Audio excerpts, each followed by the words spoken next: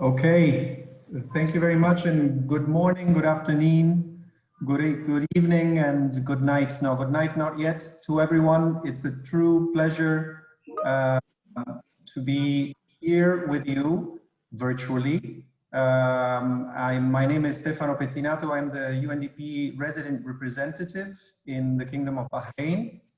And I want to start by, of course, welcoming all of you, of course, our distinguished panelists and co-organizers, but also who is online with us and who will hopefully join us online soon, but also those who are following us through different media, and perhaps those who will be following us later on as they see the recording of this, this forum.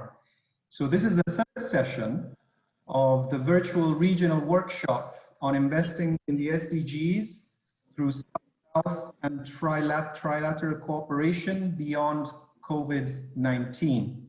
At UNDP, we are of course extremely pleased to have been able to be part of this enterprise and to be part of this enterprise in strict and strong and fruitful collaboration, of course, with the United Nations Office on South-South Cooperation, and also with the MENAPAR, or the Middle East North Africa Public Administration Research Network. And this trilateral cooperation has made this event possible. And this was under the patronage, of course, of His Excellency, Dr. Zayani, the Minister of Foreign Affairs of the Kingdom of Bahrain. So we're extremely privileged to have been able to be part of this, this enterprise that pulled us all together here, albeit in different parts of the world and of the region, the Arab States region. The logistics, I will be moderating this session. So I just want to ask all those who are following us live to use chat box, the Q&A and chat box to communicate with the panelists. Q&A, ideally use only that for the questions that can be posed live. I just ask everybody to mute their microphones, please, unless you have already done that.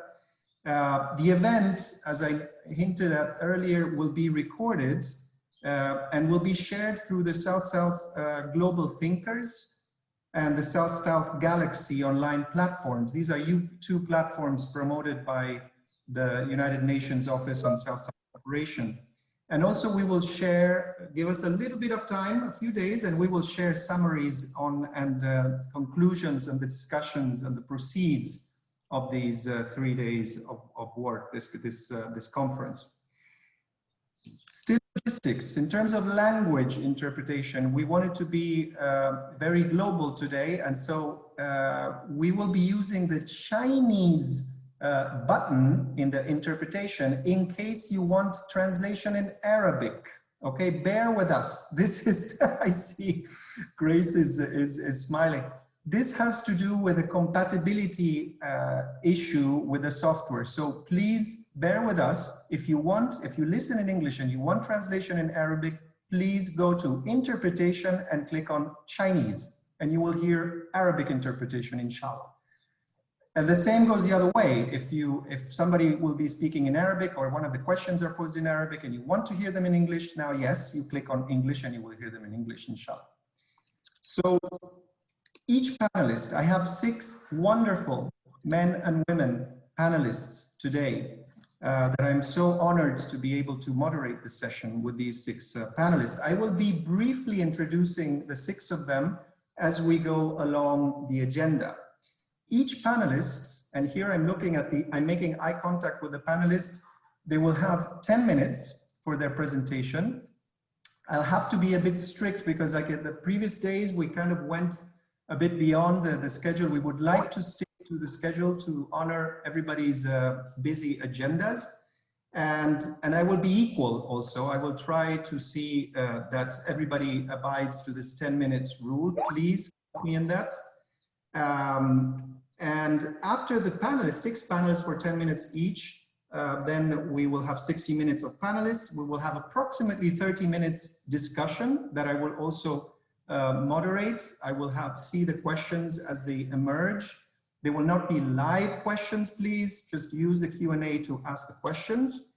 And after these 20, 30 minutes roughly discussion, we will move to the closing remarks. The closing remarks will be provided by the United Nations Office of South-South Cooperation Deputy Director, which is my dear friend Grace, and she will have the very challenging task, and I'm sure she will do wonderful to summarize the discussion as it will have happened during these 2 hours roughly. And we hope to be done by approximately 6:40, 6:45 Bahrain time, which is 5:35, 5:40, 5:45 Beirut time. Many of you are in Beirut, others are in Bahrain, and others in many other parts of the world. Just Google Bahrain time, 6:45, and it's going to be the time, corresponding time to your time zone. So, very briefly, what are the objectives of this session? The objectives are, there's threefold objectives. First of all, we want to review opportunities and challenges for South-South investments related to the digital economy in the region. The second objective that we hope to extract from these discussions and the presentations is for us to have a better idea on how investment policies and strategies can foster and embed digital development, and in doing that can be critical to this region, to the Arab region, not only to enhance South-South investment, but also to open new avenues to access overseas markets and link to e-value chains. Yes? The third objective of the session is going to take into consideration the digital divide, not only within countries, but especially given the tenure of this conference, among countries, across countries, the digital divide across countries in the region, a source of concern, of course, and an expression of inequality, but that how regional initiatives can address and mitigate this challenge of digital divide across countries. So overall, we expect the participants to share examples from the region, also taking into consideration the more recent, big, enormous challenge that we're all living, which is the COVID-19 as a context. So please try to take that into account as well. COVID-19, by the way, in itself is of course a challenge, but it could also represent an incentive for exploring digital solutions in particular, as we're seeing in some sectors in some economies. So please also take that into account. So without further ado, I see my panelists on the screen. I'm very happy that everybody is there, but I also want to really say thank you again to the South-South Cooperation Office. Grace, you're on the screen. Thank you. Thank you to Adel Abdellatif, my friend, who's the director of the South-South Cooperation Unit. So thank you for the cooperation for us being able to collaborate with you. Thank you, of course, to Dr. Raed bin Shams. He is the President, Director General of BIPA, and he is the President of MENAPAR from Bahrain. It's a regional network. We're extremely happy to have been able to collaborate with you and with MENAPAR, Dr. Raed. So without further ado, we switch to the talks. It's exactly 4:45 in Bahrain. We're in pretty good shape time-wise. 10 minutes, Dr. Omar. I will pass on to you the microphone. Actually, no, excuse me. We will start with Hana Mohammed Shehata. Ms. Hana, Director General for Cooperation with Canada within the Ministry of International Cooperation of the Arab Republic of Egypt. The microphone is yours. Dr. Hana, please, 10 minutes for you.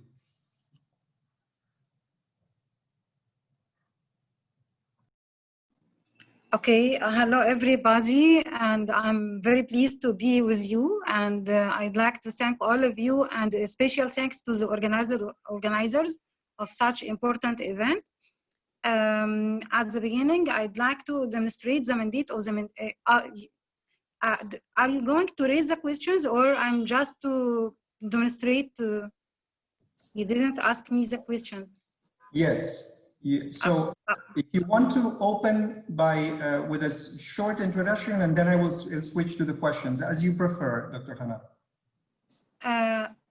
Okay, as you like. anything. I will go straight to the question, Doctor. No problem. Okay.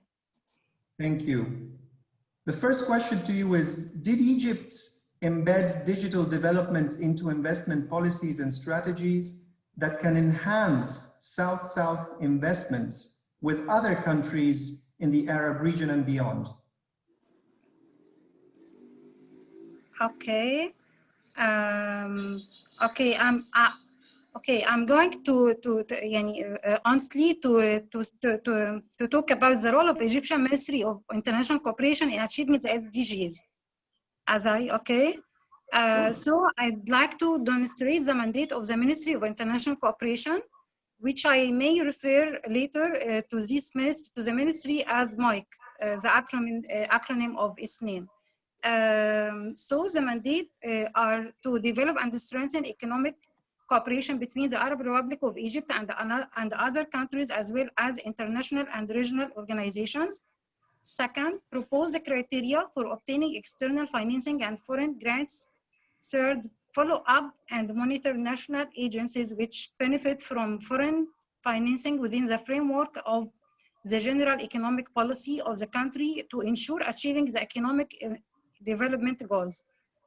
And last not least, manage the Arab Republic of Egypt's economic relations with international organizations of economic cooperation, international financial institutions, and specialized agencies of the United Nations.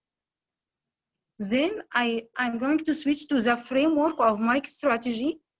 It is to promote inclusive, responsive, and open development cooperation that unites all partners in development, the government, national partners, private sector, and civil society to effectively deliver the 2030 national agenda consistent with the UN SDGs, aimed to achieving a circular economy.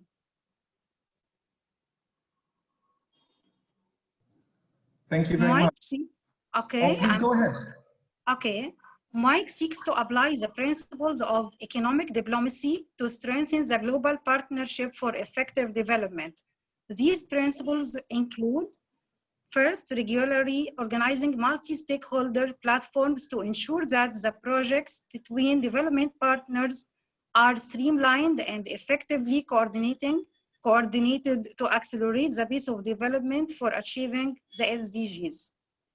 Second, adopting a consistent global partnership narrative, TrP, people, projects, and purpose. And third, mobbing ODA financing to SDGs for all projects with bilateral and multilateral development partners.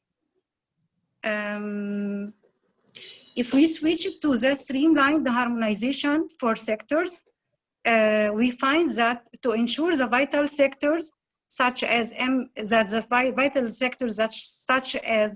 MSMEs, women empowerment, capture a greater share of the GDP, the Ministry of International Cooperation has been working to establish a structured approach whereby all development partners collaborate to define meaningful targeted interventions, each become accountable for a unique building block that would expedite delivery and encourage higher value-added activities.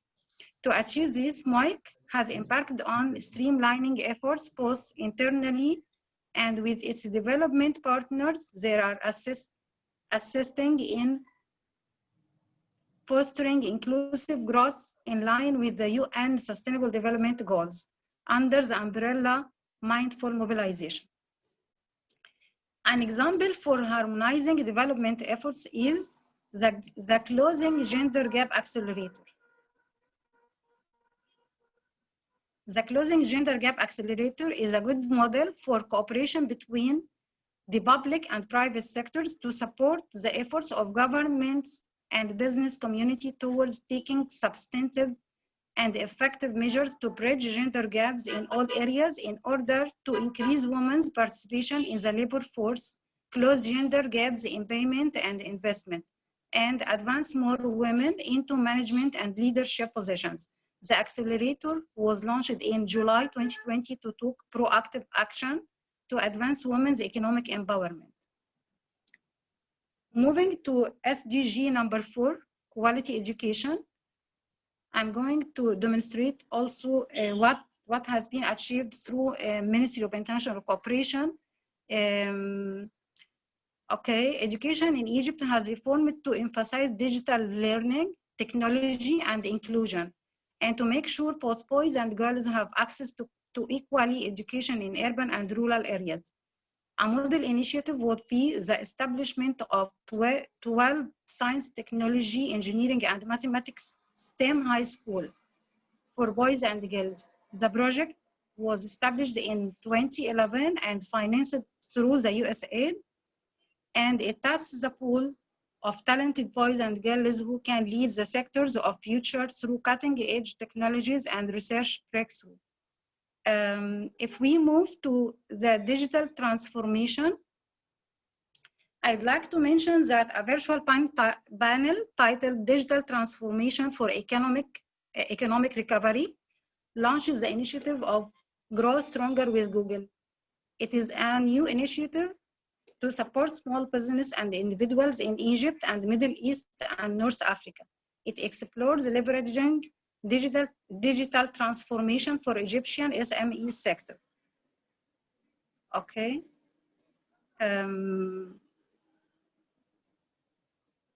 One second, please. And Her Excellency Minister Rania Al-Mashat, Ministry of International Cooperation, expressed the importance of Egypt becoming the region's entrepreneurial hub for its majority for young population who are adaptive, talented, and innovative.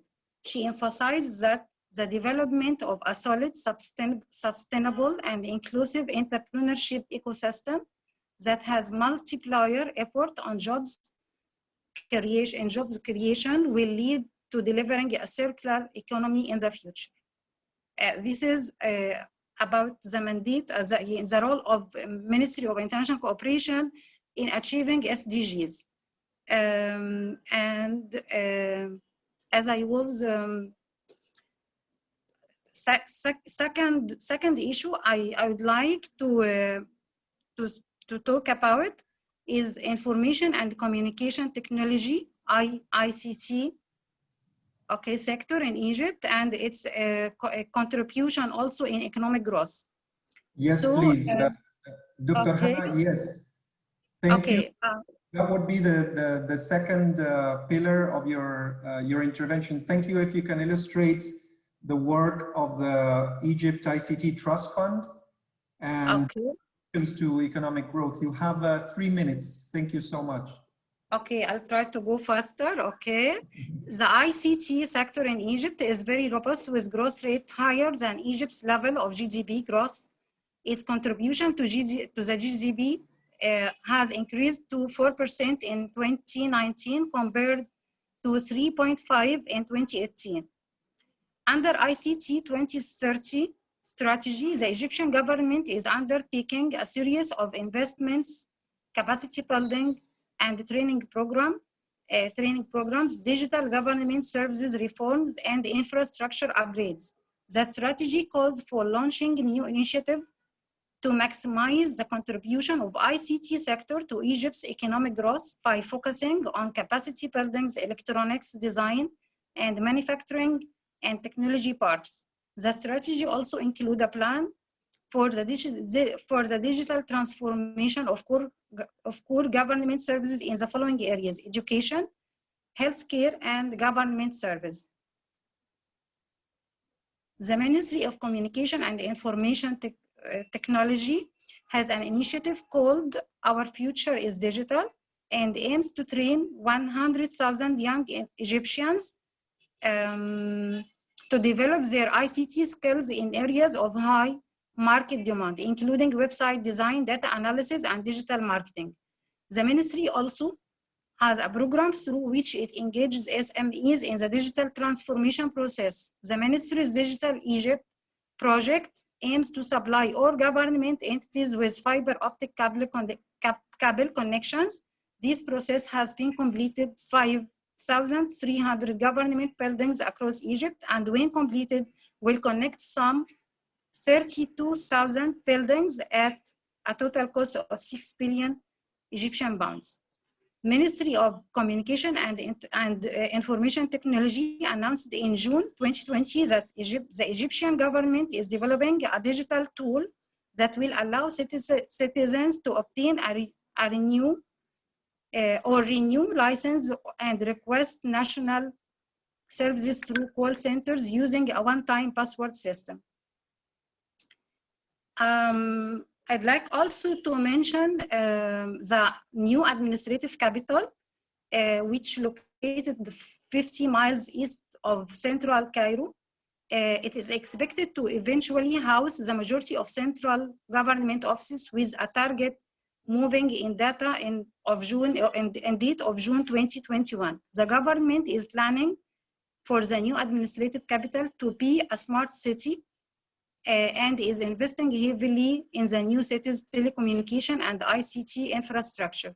Upon the plan, Knowledge City, which will be located inside the new administrative city, will include applied research centers for technology to facilitate technical training, software and applications development, and data design. Okay, I have one. Okay. Yes, we're close to ending. If I may ask you to finalize in the next intervention. Thank you. Okay, so I still have time? Well, not really, but please, if you can finalize, and then we move to here. Thank you. Okay, tamam. Okay. Okay.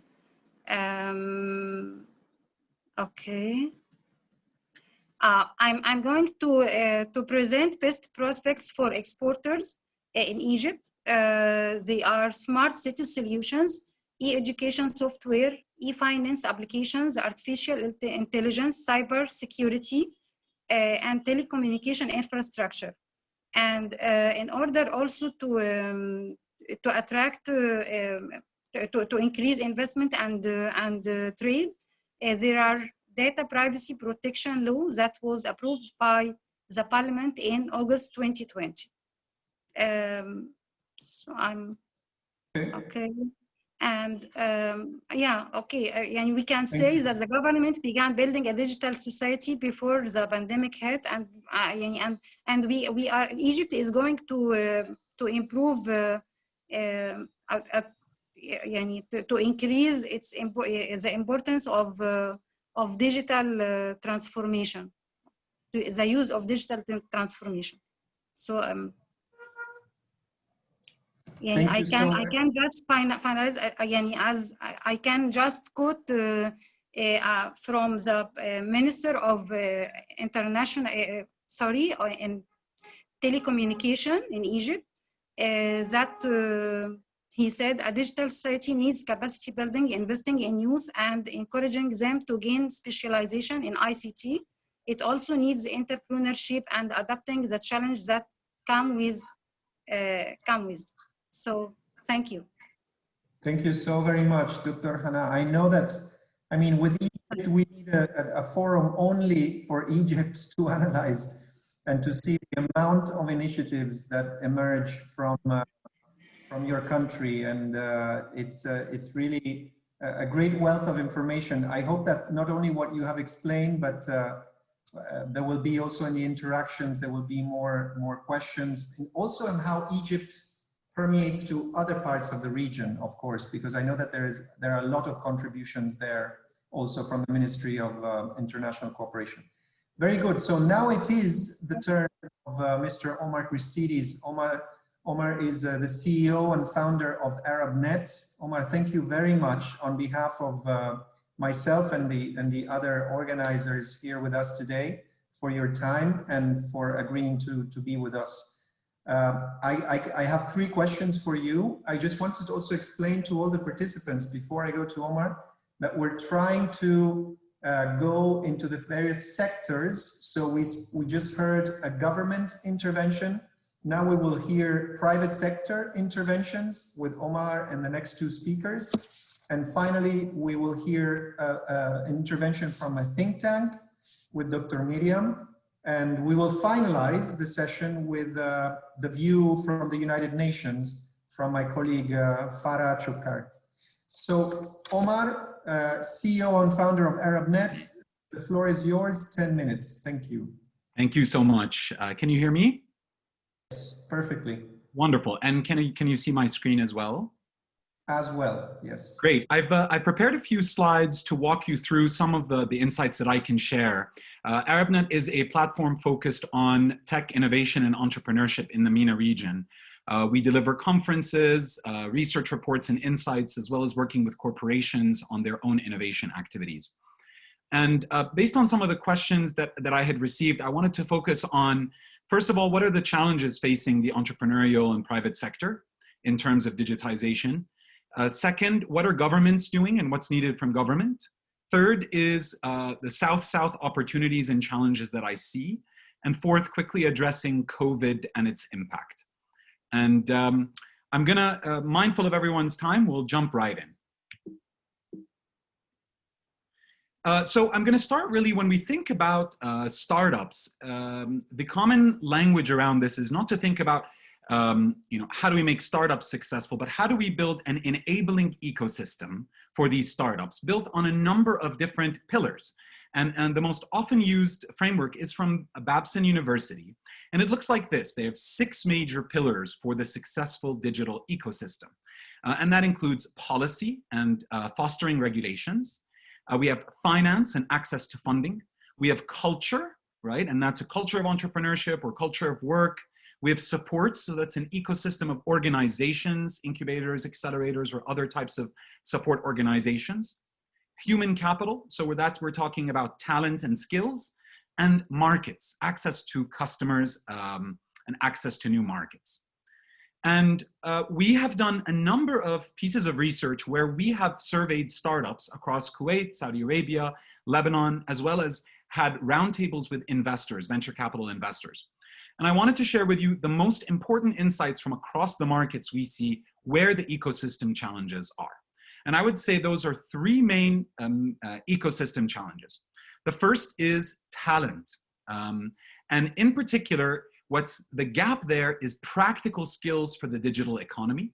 So things like coding, data analytics, product design and product development. And I'm going to show a chart of this in a moment. Regulation is the 2nd largest issue, and that's around e-signatures, e-transactions. We're very, very behind across the MENA region. Some, of course, regulatory regimes are much further along. Procedures for opening and shutting down companies, as well as investment laws. So things around venture capital, stock options. We have many, many outdated regulations when it comes to these things. And the 3rd is around market access and cross-border expansion when it comes to growth, right? The Middle East is a big market, 300 million people, but it's actually fragmented into many small countries, and often growing from one country to the next can be a significant challenge. So this is a chart I wanted to show as the skill gap in Saudi Arabia based on a survey of 55 companies. And this asks them, which skills can you easily find? So I want to turn your attention to the bottom side of the slide. What skills are they unable to find? And at the very bottom, development and coding, only 11% said they could find this. 7% said they could find product design. 2% said they could find data and analytics. So these are what I'm terming practical skills for the digital economy. And we actually see this across the board in a number of countries where we've done similar surveys. I'll take also here the regulatory issues facing Saudi Arabia.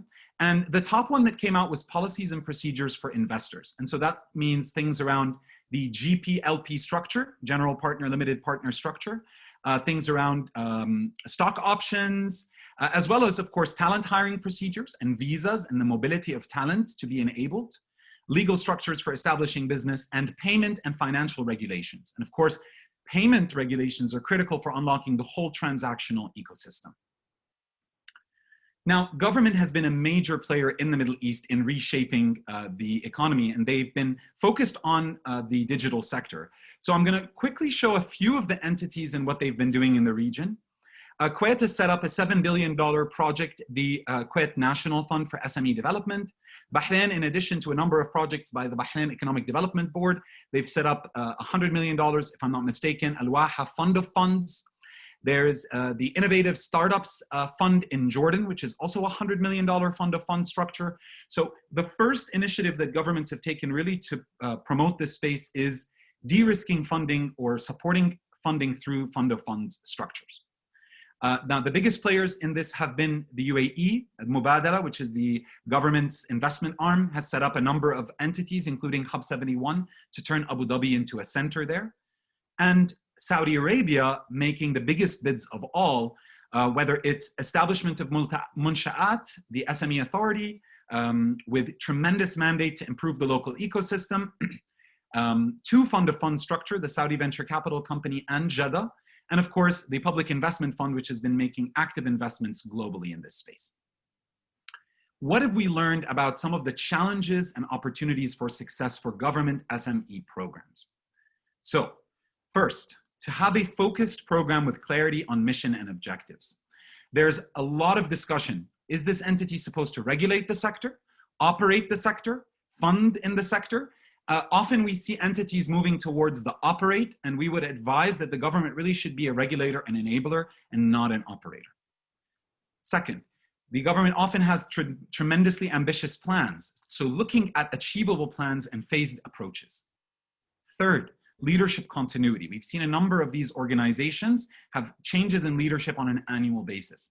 This results in bringing in new consultants, setting new strategies, hiring new teams, and reduces the impact of the organization.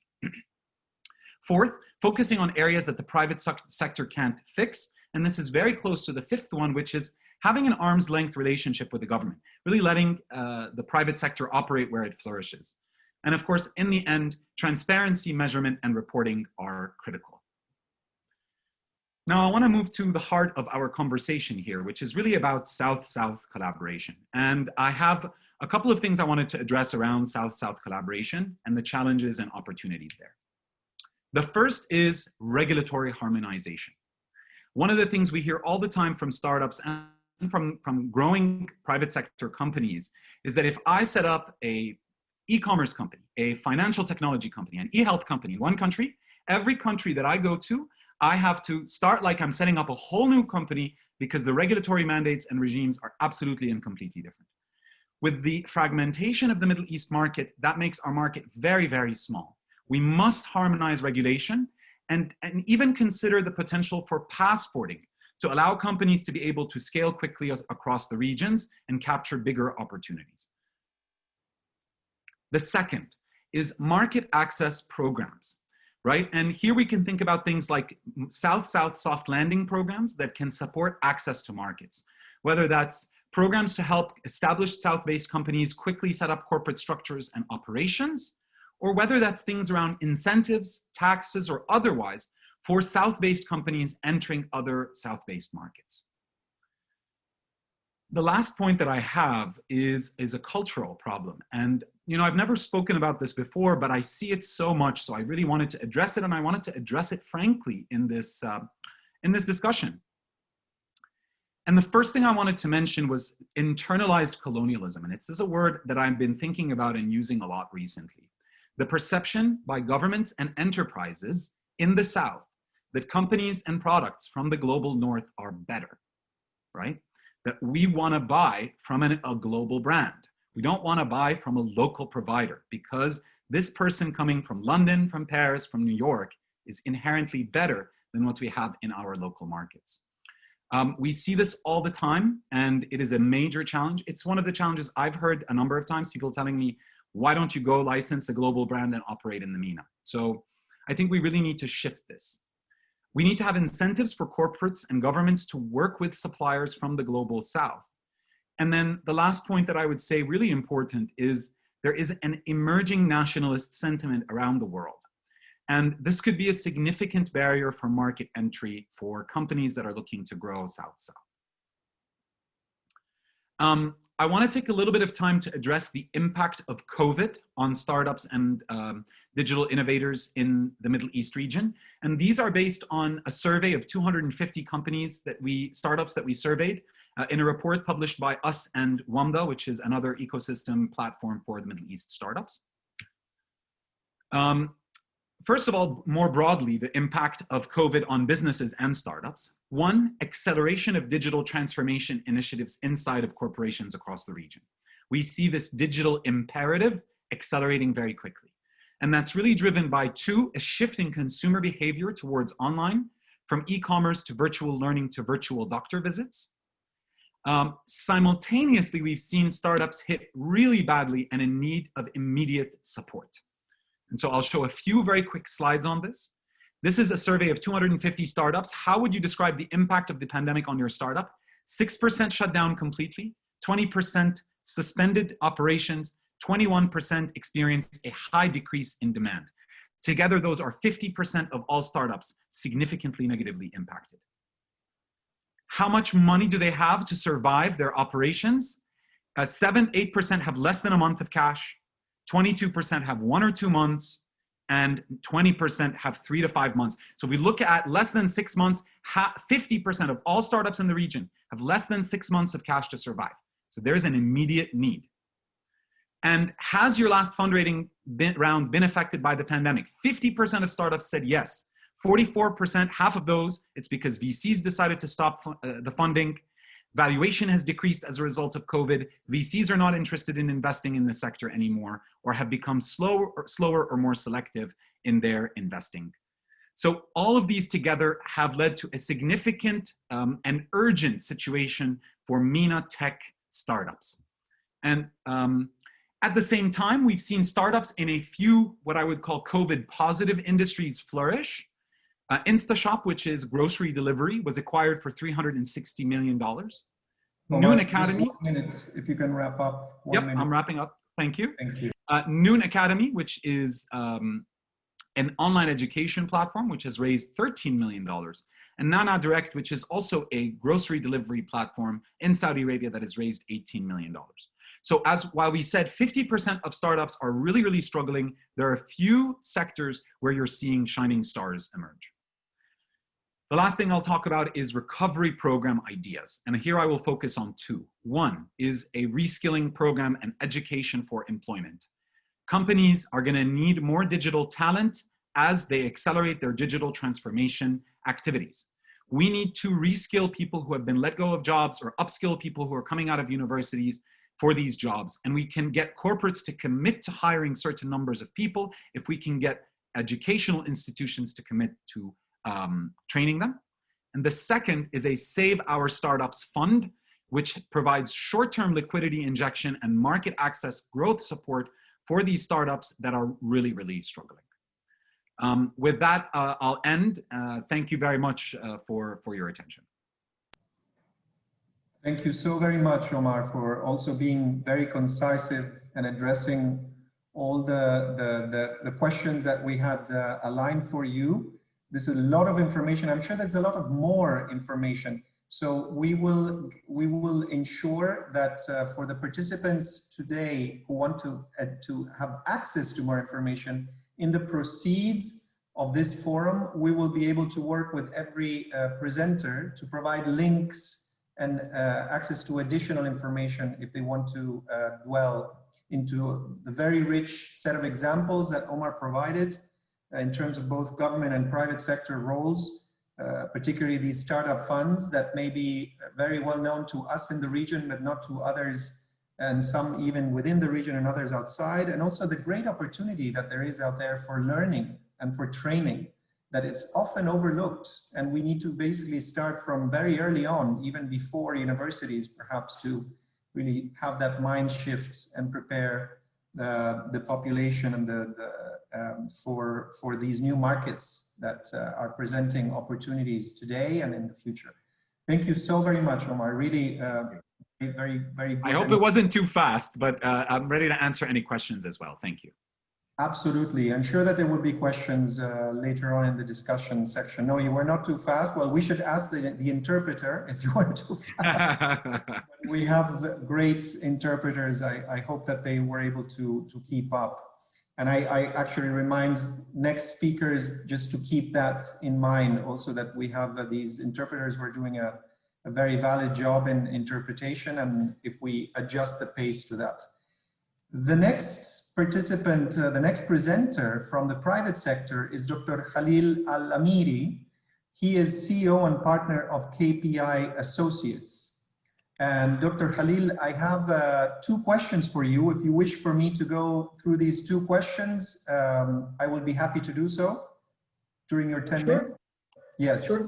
Thank you, Doctor. First of all, thank you so very much for agreeing to be part of today's forum. My first question to you is, what can governments do to enhance the digital economy in the region in order to strengthen South-South investment and cooperation? And also, what role can the private sector play in this area? So the double role of how the government and private sector maybe interact, and with virtuous cycles and supports and complementarities. Over to you. Thank you very much, Mr. Chair. Greetings to all the speakers and the audience. I'd like in the beginning to thank the UN Office of South-South Cooperation, UNDP, MENAPAR, and all the partners for giving us this forum to communicate the perspectives of the private sector in the region on such an important topic. Honestly, in terms of recommendations and feedback, my job now is almost redundant, because I fully endorse what Omar has provided in his excellent presentation. And I think because his feedback is evidence-based, just like policies, recommendations that are evidence-based also tend to have the wide support of the ecosystem and the community. So in order to be more relevant, I'm going to focus maybe on expanding kind of the perspectives maybe that are kind of enrich what Omar has presented, although he talked about everything almost. So, but I'm going to try not to be redundant as much as I can. As you mentioned, we're a consulting firm that specializes in research and policy, economic research, but also on digital transformation and quality assurance, especially in health and education. Clearly, the digital economy is a subset of the knowledge economy. And just like what development economists talk about as pillars, and what actually Omar has just presented, there are some key pillars that need to be developed and much more in our region in order for the private sector to take advantage of the opportunities of the digital economy. In theory, we are very well positioned because we have a demographic opportunity. Most of the countries in the region have over 50% to 60% of their populations under 35 years old. And the economy and wealth creation in the world today is largely based on knowledge and intellectual creation. But what is desired, what is possible, is not necessarily easily feasible today, just what Omar has presented. So I'm going to talk about a few of these pillars in more detail, trying to complement what Omar talked about. One, on infrastructure. Clearly, to develop the digital economy, we need better infrastructure. But my message here is infrastructure for digital business is not networks. It's not just connectivity. Now we talk about security infrastructure, payment infrastructure, digital public services that enable private sector companies to develop businesses, blockchain, cloud data centers. So we need to think of infrastructure as more than just the network. The other pillar also is information, data. Data is the fuel of the digital economy. The public sector in the region needs to open up and unlock the valuable data it has so that we can do the nice AI, the nice analytics, the nice value-adding businesses. I'll give an example. During the COVID pandemic, an initiative in Tunisia, which was very successful, was to use radio data scans to route patients and to detect through AI classification techniques those that were more likely to have the virus. Now, doing these kinds of innovation requires training, meaning training algorithms on data sets. And these data sets sit in the public sector. I talked about health, but this is the same for all other sectors. In order to develop the digital economy in the region, we need the public sector to be more open, to unlock the data that's available. We which means developing standards and guidelines for sharing and managing and opening up public sector data, quality metrics and data labeling, interoperability and exchange of data, but also reinforcing, of course, the capacity of the authorities, human and technical, that are responsible for data privacy in order to ensure that we continue to have the trust of society as we use sensitive data. So I talked about infrastructure and information as two pillars, but a big pillar, of course, and another aspect that Omar talked about is intelligence and innovation, talented, skilled labor. We have a big problem now in this region, at least in where I'm at, in Tunisia and North Africa, in recruiting, as the chart presented by Omar shows, talented, skilled labor. We produce engineers, talented engineers in Tunisia, but statistics show that those who migrate are more than what the university produces every year. Clearly, there is a tremendous work at policy level in terms of rethinking the capacity in terms of quantity we produce and the quality we produce of specialists and experts in this area. If we are going to be really ambitious about the digital economy, we need to train more and to train better. This, of course, is something that can benefit from South-South cooperation, because a lot of the issues we face are about quality assurance, are about strategic initiatives and research and development that can benefit from utilizing the resources of the various countries. I'm going to just open a parenthesis. In Europe, those who are most passionate about the European project are Erasmus students who spend during their early years a year in a different European country.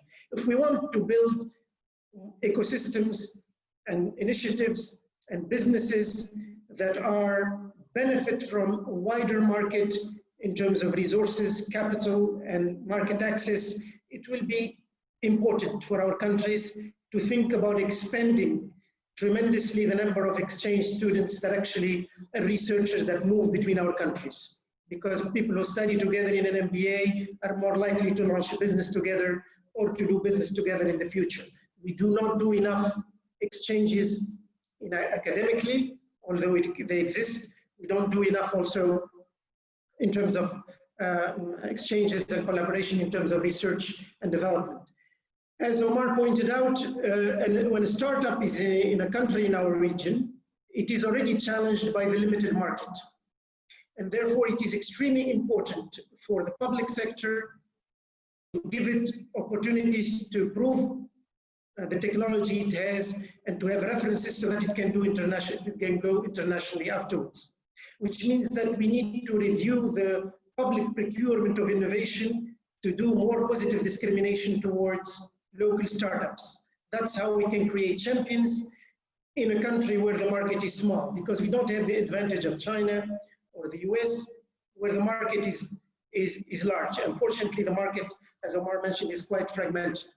So in terms of intelligence and innovation, meaning talented, skilled labor, and the ability of our research and academic institutions to impact and create wealth and help our startups, there is a lot of work about bringing these two worlds in terms of working together, university and startups, but also producing what startups needs and what SME businesses in the digital ecosystem need in terms of quantity and quality of specialists. And the final probably pillar is about integration. There's a lot of work and waste that needs to be done to work across countries in the region so that we can create favorable environments for our thriving digital businesses to grow.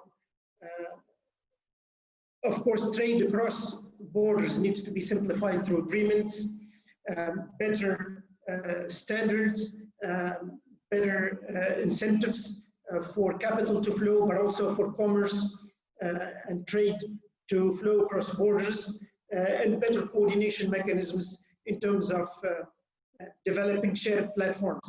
A lot of what we are talking about actually is not totally absent in the region.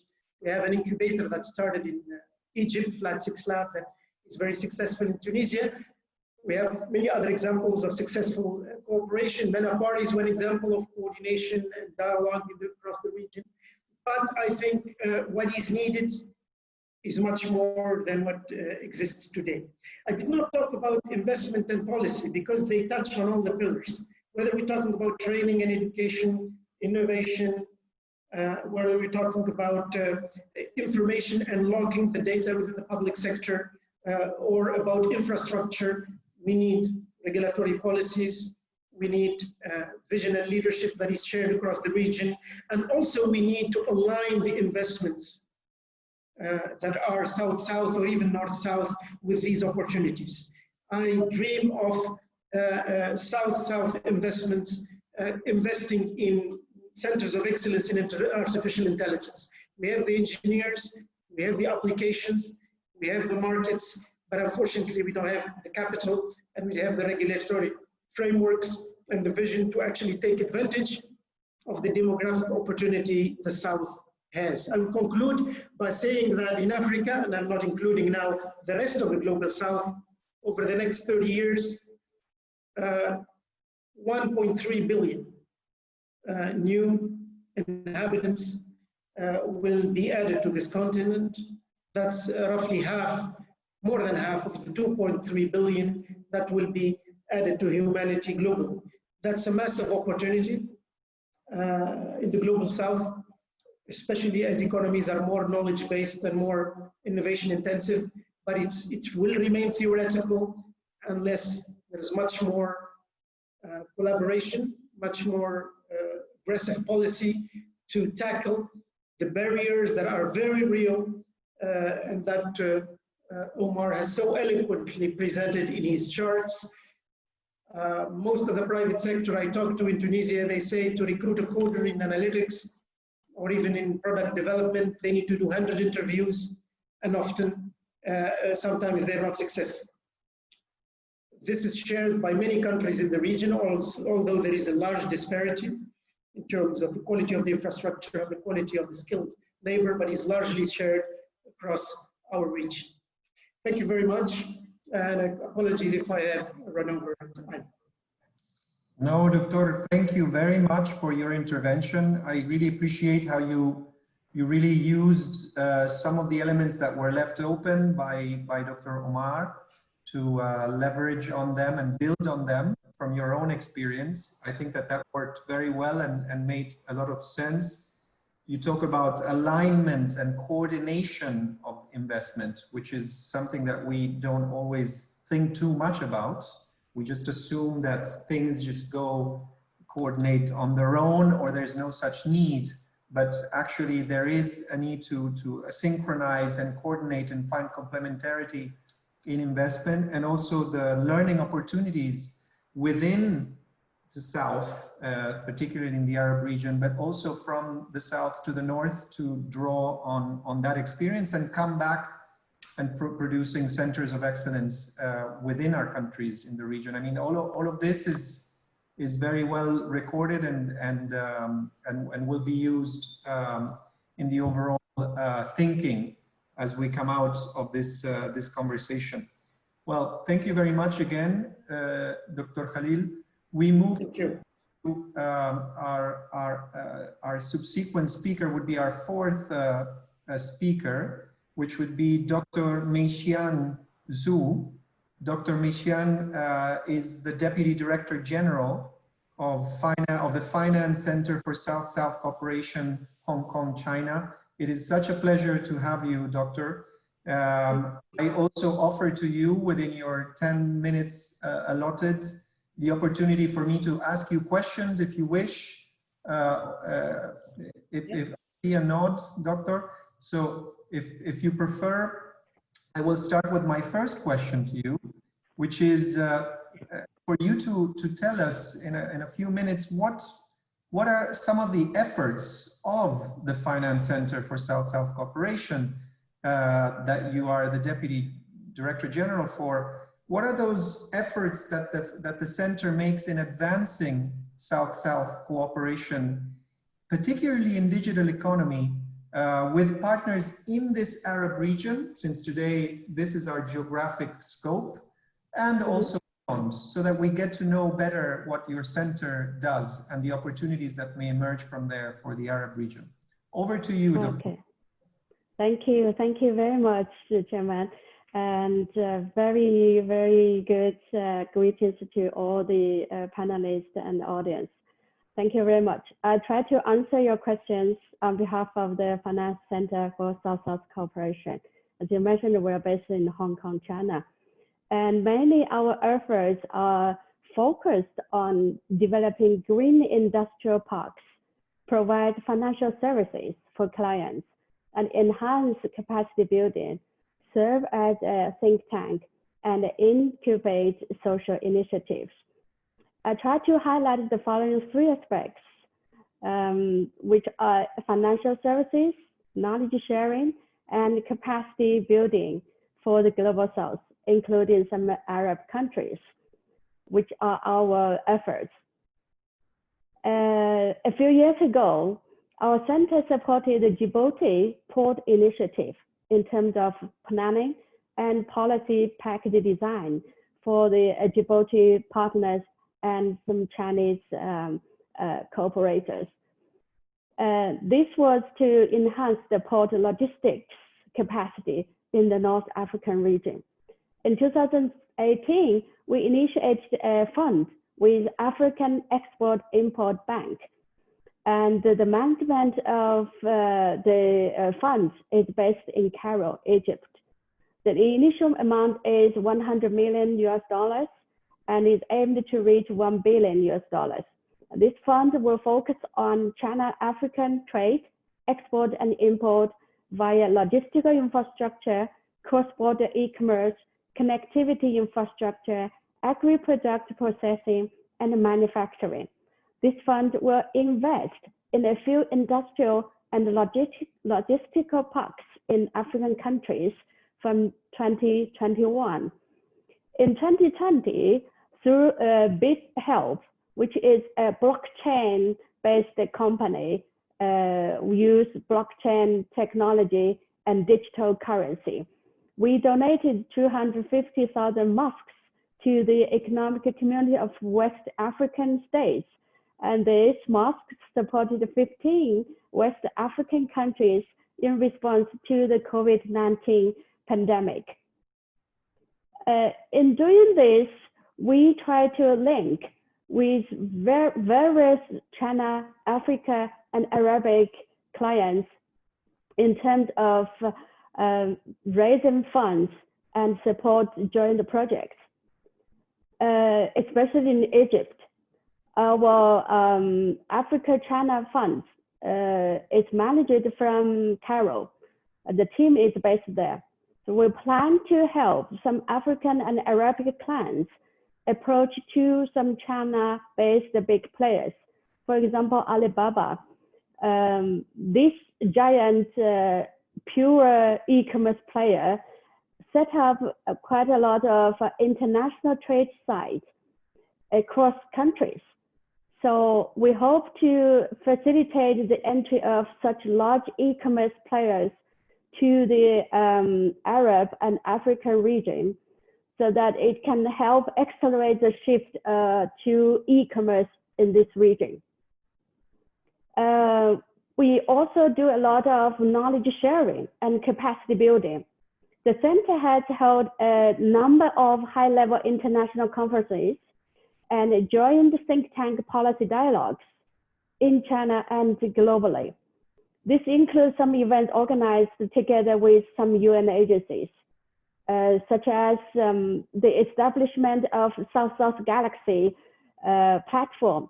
That is a platform for knowledge sharing and partnership brokering with the UN Office for South-South Cooperation.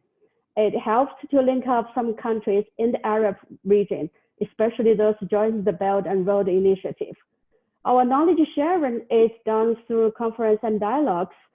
For example, the following activities we heavily supported includes participation from more than 100 countries. Bridge for Cities This conference was done with UNIDO in Austria. It has been done for 5 years now. And Air Silk Road Forum, we are the Silk Road Think Tank Network member, and we initiated the Air Silk Road South-South Think Tank Alliance. Digital Economic Forum, we have held this for a few times in China. And very important that we generate a key knowledge product, which is an annual report on South-South cooperation in digital economy. And this report is globally published and shared. In different countries, we had this launch ceremony. We also trained financial professionals for 50 countries through an education program in China. So that's the answer to the our efforts of the Finance Center. Thank you, Dr. Zhu. This really gives us also an understanding of the very broad scope of actions. I also very much like your symbol, your logo, which reminds me of the United Nations. Yes, very similar. This is lovely, and the contributions that the center gives are quite remarkable. I want to ask you a final question before we finish the session with you, maybe to dwell a little bit into the challenges that from your experience in the center you face in financing cross-border e-commerce or digital infrastructure projects, you know, because today it's so challenging and so tight, the financial opportunities that exist. And so what are the main challenges that you see, and how does your center overcome them? I mean, the challenges in finance, e-commerce in the Arab region. I'll try to answer these questions from my understanding. Before we're talking about the challenges facing the investors in this area, let's look at the e-commerce in the Arab region. First, we know is this region is late to take off in terms of e-commerce. It's still new and slow due to gaps in the supply. And numerous Arabic countries are in the beginning of the cycle of e-commerce adoption.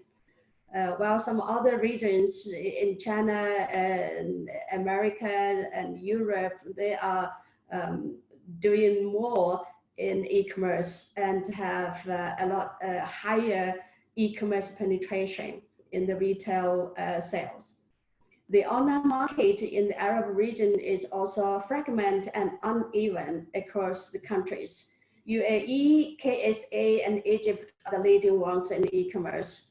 Only in recent few years, a strong momentum emerges in the Arab region.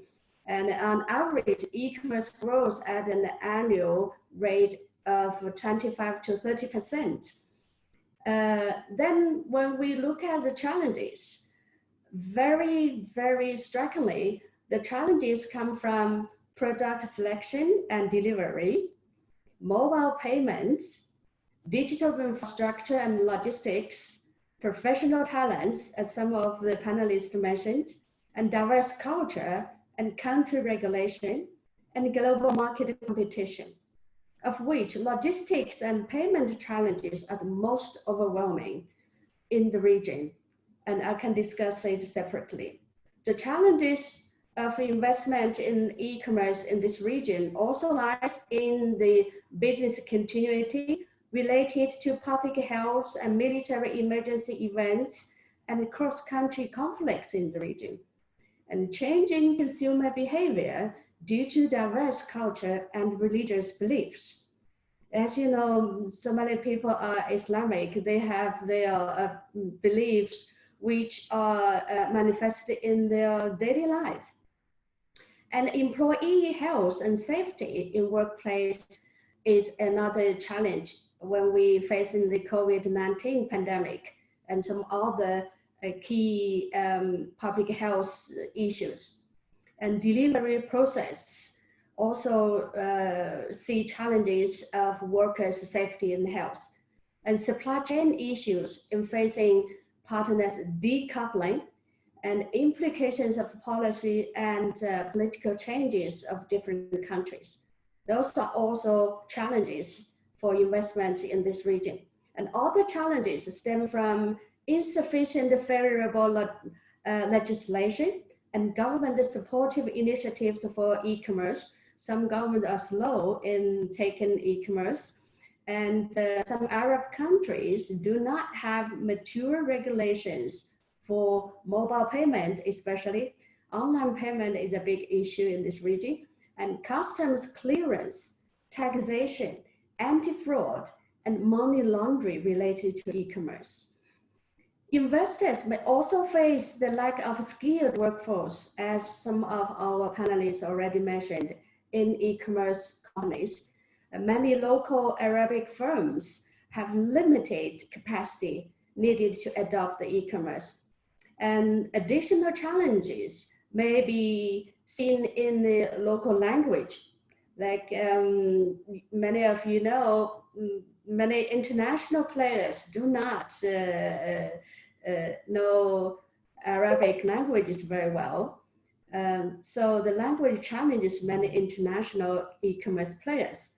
Finally, the great diversity of local culture in the Arab region also brings challenges to international players. As I mentioned, the Islamic faith is saturated in nearly all aspects of Arabic people's life.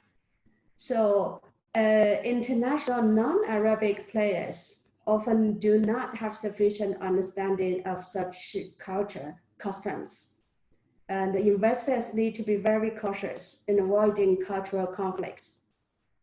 And as I mentioned earlier, the most prevalent challenges exist in e-commerce, online payment, and the logistics. When it comes to online payment, firstly, there is a lack of secure means of payment. And this challenge widely exists in the Arab region.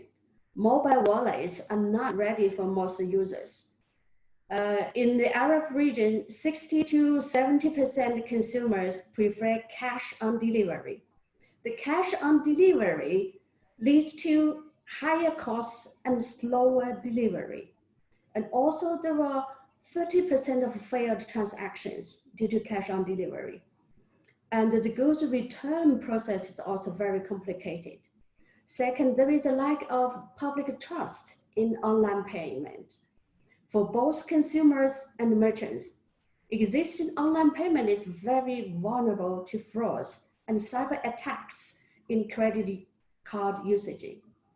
And there is a high portion of unbanked population. It comes to 60 to 70%.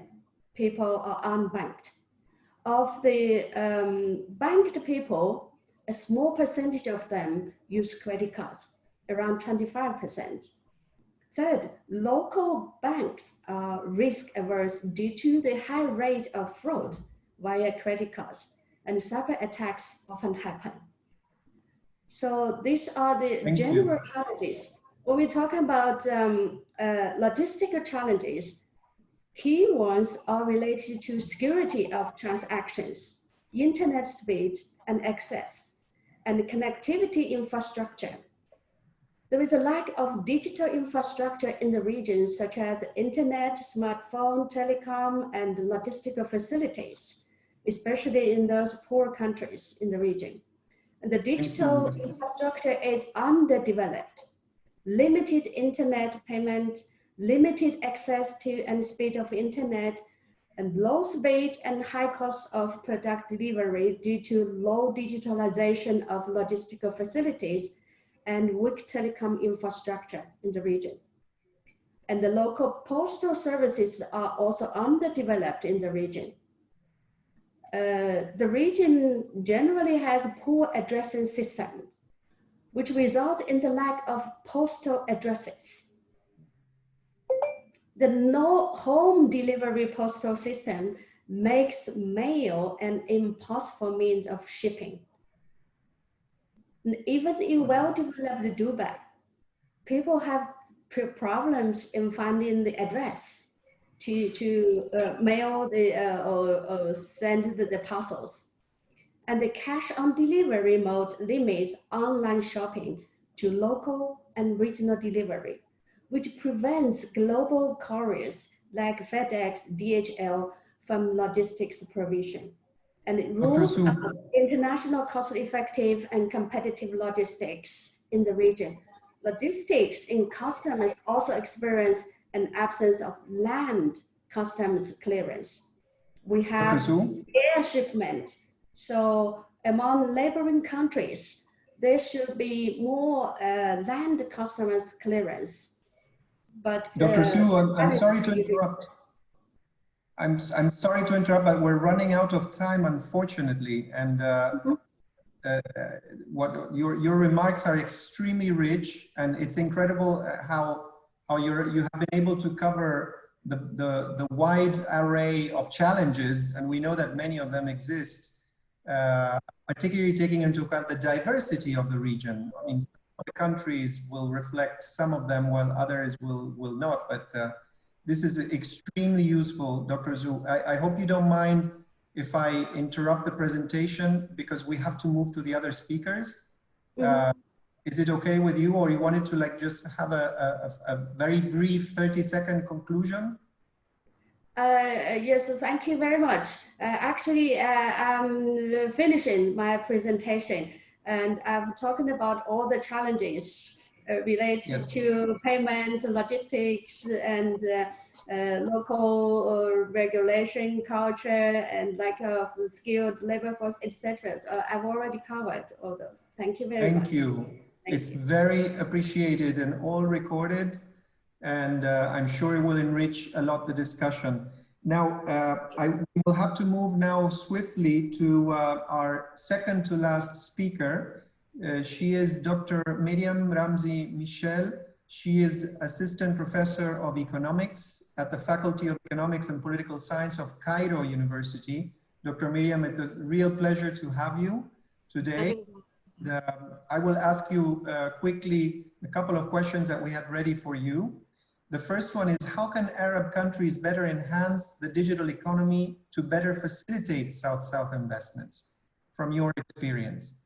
And the second question is, since the Arab region is very diverse, we know, I just mentioned it, all the typologies of countries, how can the digital divide be addressed with the different views and different shapes that the digital divide takes? And what kind of regional integration efforts be enacted to address these challenges?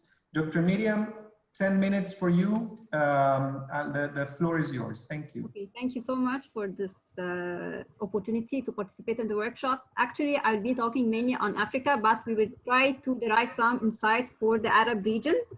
I will be talking about how digitalization matters for trade integration in Africa. The presentation will cover three main points.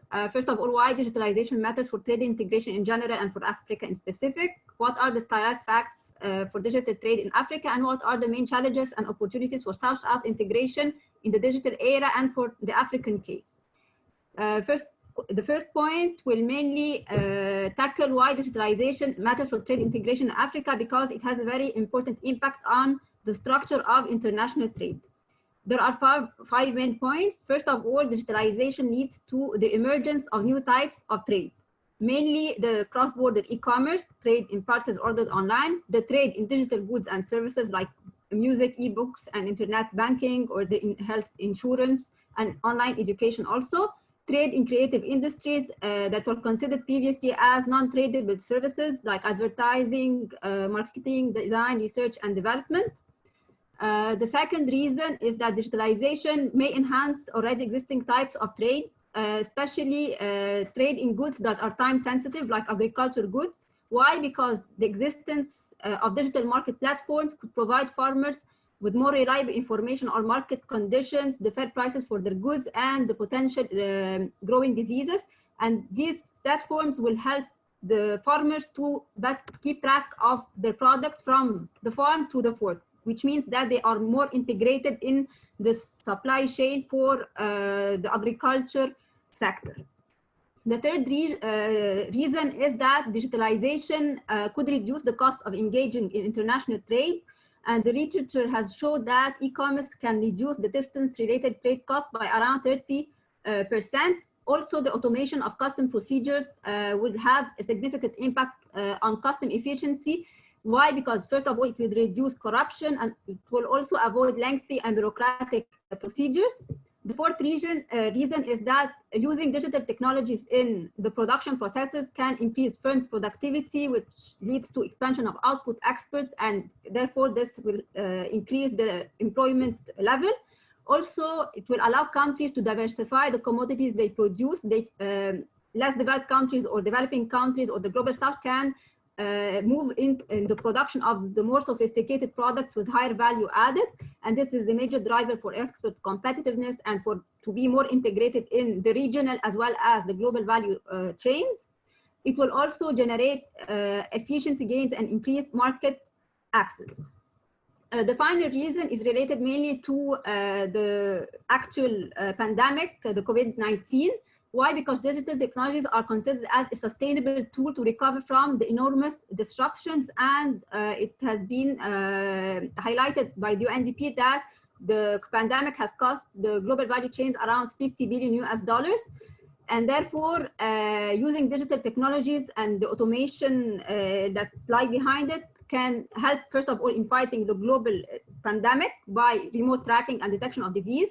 Also by providing several health services online, and also by promoting or developing new kinds of services owing to increasing demand, like e-business, the online education, the online entertainment. And also the businesses are trying to look for new ways to conduct, or firms are trying to look for new ways to conduct their businesses by integrating more technology intensive production techniques and by reducing the use of labor. And therefore production processes can become less contact intensive, and therefore they are less affected by social distancing and restrictions on human mobility. The second point mainly is related to digital trade in Africa. What are the main stylized facts? First of all, the status of e-commerce in Africa. This figure shows that the total number of digital buyers in Africa and at the world level. In Africa, the share will be very low. It's around 11% in 2019, and this is based on the Statista database. Also, this figure shows or presents the relationship between the business to consumer e-commerce index and the online shopping at the global level and in Africa. Why I present these figures? Because I want to examine how if the economy is well prepared to support the online shopping. Is this positively correlated with the online shopping? And I've been using the data from the World Bank as well from the Global Findex database. And the results show, or the visual results show, that the relationship is less pronounced for the case of Africa. Why? Because mainly Africa is characterized by the low reliability of its postal services, and this is reflected in the low integrated postal development index in 2019 for the region compared to other southern parts. The Arab states are doing relatively better than the African case. Also, the African economies are characterized by low regional ICT penetration, and the Arab states are doing relatively better than the African regions, and this is for several indicators. Also, there's two other major reasons why there's no significant relationship between the online shopping and the economic preparedness to support the online shopping. The lack of confidence, which means that businesses and consumers are not really confident in using online platforms, and this may be due to the limited regulatory and enforcement capacity for registrations related to the protection of consumers and for protecting data or private data, for example, and to fight cybercrime. Also, the limited awareness of consumers about the online shopping and online payment, and as already mentioned by several speakers, that individuals till now they prefer to pay cash on delivery, For example, in South Africa, it was found that 73% of individuals are using the internet only to social network, but not for online shopping. Regarding what Africa trades, or what are the types of digital trade that Africa is involved in. First of all, I will present the trade or the e-commerce, and this is mainly presented by the trade in parcels. And the figure shows that e-commerce is still considered as domestic in nature, and because in several regions we find that the number or the total number of parcels that are exchanged domestically are greater than those that are exchanged internationally, and this may be explained by the high cost of trade for exchanging in small low value parcels, and also the complicated customs procedures are also a major reason why countries the e-commerce is mainly domestic, or it's still domestic in nature, and the only exception is Asia. Also, Africa is trying to increase the share of digitally deliverable services, or the ICT-enabled services in total trade in services. And we find that the share has slightly increased from 2005 to 2019, but it's still lagging behind other regions. And however, this figure also shows that Africa can take better steps in terms of trade in digital services, and this may be associated with what we call the servicification of the economy. Also, another characteristic for digital trade is the idea of bundling between the ICT goods and ICT service, and this is considered as a key strategy for boosting e-commerce, which means that we encourage customers to buy more, to be involved more in e-commerce by buying ICT goods and ICT services at the same time. However, this idea of bundling is not really applicable for the case of Africa, as we see that Africa exports more ICT services than ICT goods. And this implies that service tasks can present important advantage for African integration in the global value chains, which means that it's a very good opportunity for them to be involved in the global value chains. The final type of digital trade is the trade in creative goods and services. And there are two slides that focus, the first of them focus on trade in creative goods. And we find that for Africa, they export more architectural design goods. However, their imports are more diversified. For the creative services, their exports and imports are very diversified. However, they tend to exchange more architectural, engineering, and other technical services. Why I focus on creative goods? Because these goods or cultural goods are intangible. In content, in their type is very intangible. However, they rely heavily on knowledge and creativity and innovation, and this provides a potential for the African economy to be more engaged in digital trade. The final point is the challenges and opportunities for South-South integration in the digital era. What are the main challenges facing the South-South integration? Inadequate digital infrastructure, the lack of ICT skills, the problematic policy and regulatory issues, the limited use and adoption by small businesses as well as by consumers of digital technologies, and the traditional challenges to cross-border trade, like the complicated custom procedures, the high level of corruption, the expensive logistics, and the deficient adequate infrastructure. For Africa, the main challenges lie in the relative marginalization of Africa in world trade. Why? Because Africa has a very small share of exports in the GDP compared to other southern economies like the Middle East and North Africa. They have higher share. However, for the African case, they tend to decrease across time. Also, Africa suffer from high cost of trade, and this is mainly explained by several things. First, the high level of tariffs applied on all products, and they are, for sub-Saharan Africa, the tariff rates are much higher than those applied by the Middle East and North Africa. Also, the non-tariff measures, they are also an important reason why trade is very costly in the African economy. And this is reflected by the overall restrictiveness index, and it shows that the non-tariff barriers are also the ad valorem equivalent of the non-tariff barriers are very high for the middle and low income countries that include many African economies. Also, the poor quality of trade and transport related infrastructure is an important challenge that should be addressed if we want to better integrate, and we need to move in the better integrate. Dr. Mariam, yes? we have to wrap up very yes, soon. I will be very quick. I will finalize. This is the only. I have only 2 slides. The high cost of trade due to the red tape barriers or the regulatory barriers, also the poor institutional and regulatory capacity, and this is reflected by the low share of African economies that adopt legislation to boost e-commerce.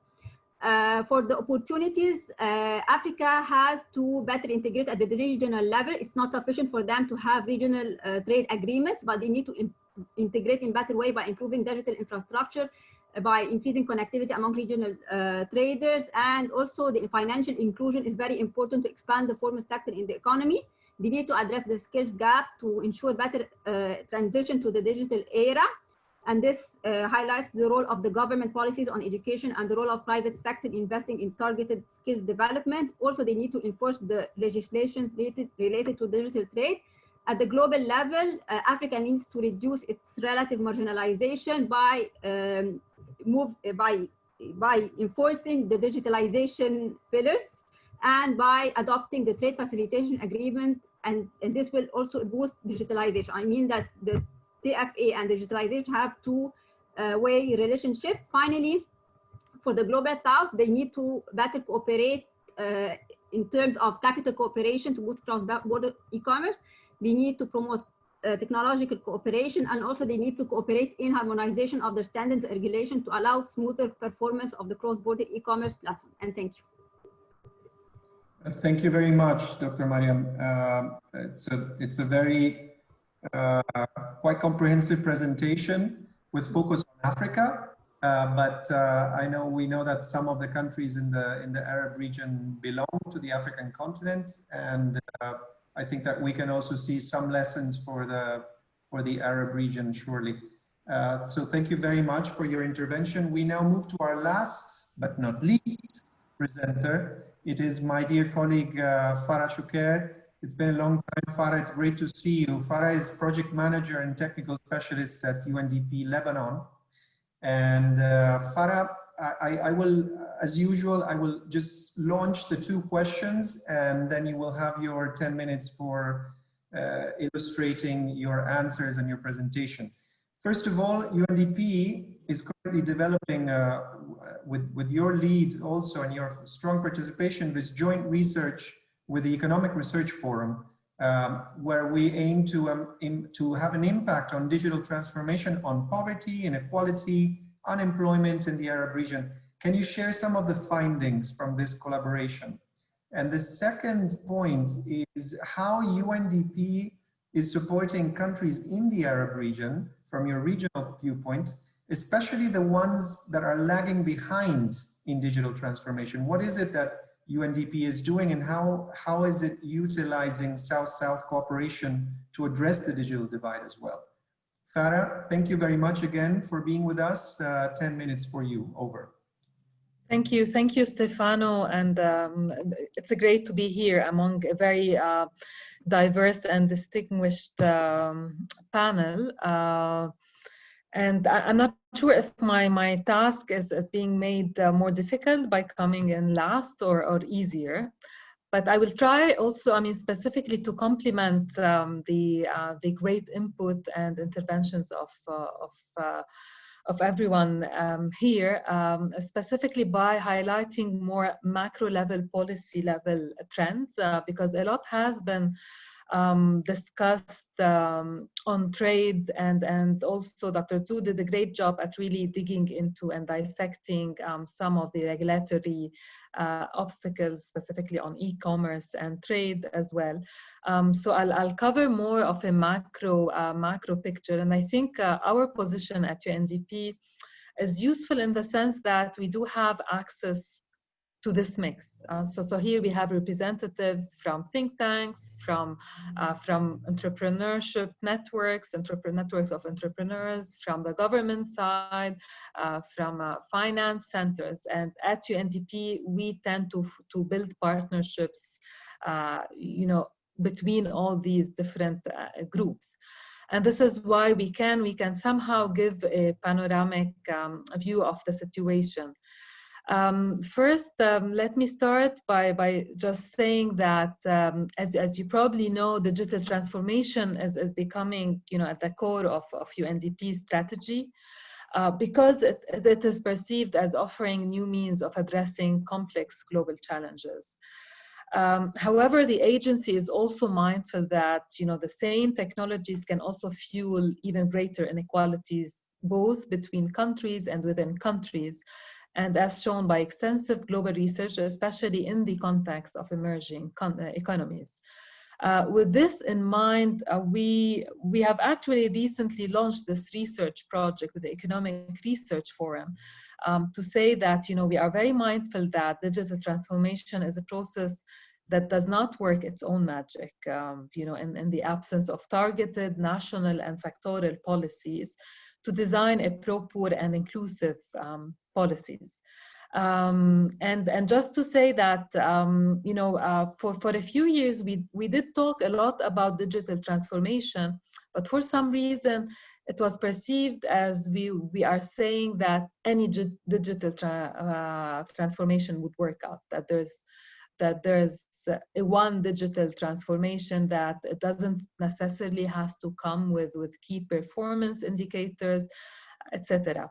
But then I think it's important, that we remind ourselves, and by we, I mean the international community and everyone who is concerned and has a duty to ensure that digital transformation does happen. But our duty is to ensure that it does happen within a framework that, probably is the SDGs. The SDGs does offer this framework of action and framework of accountability.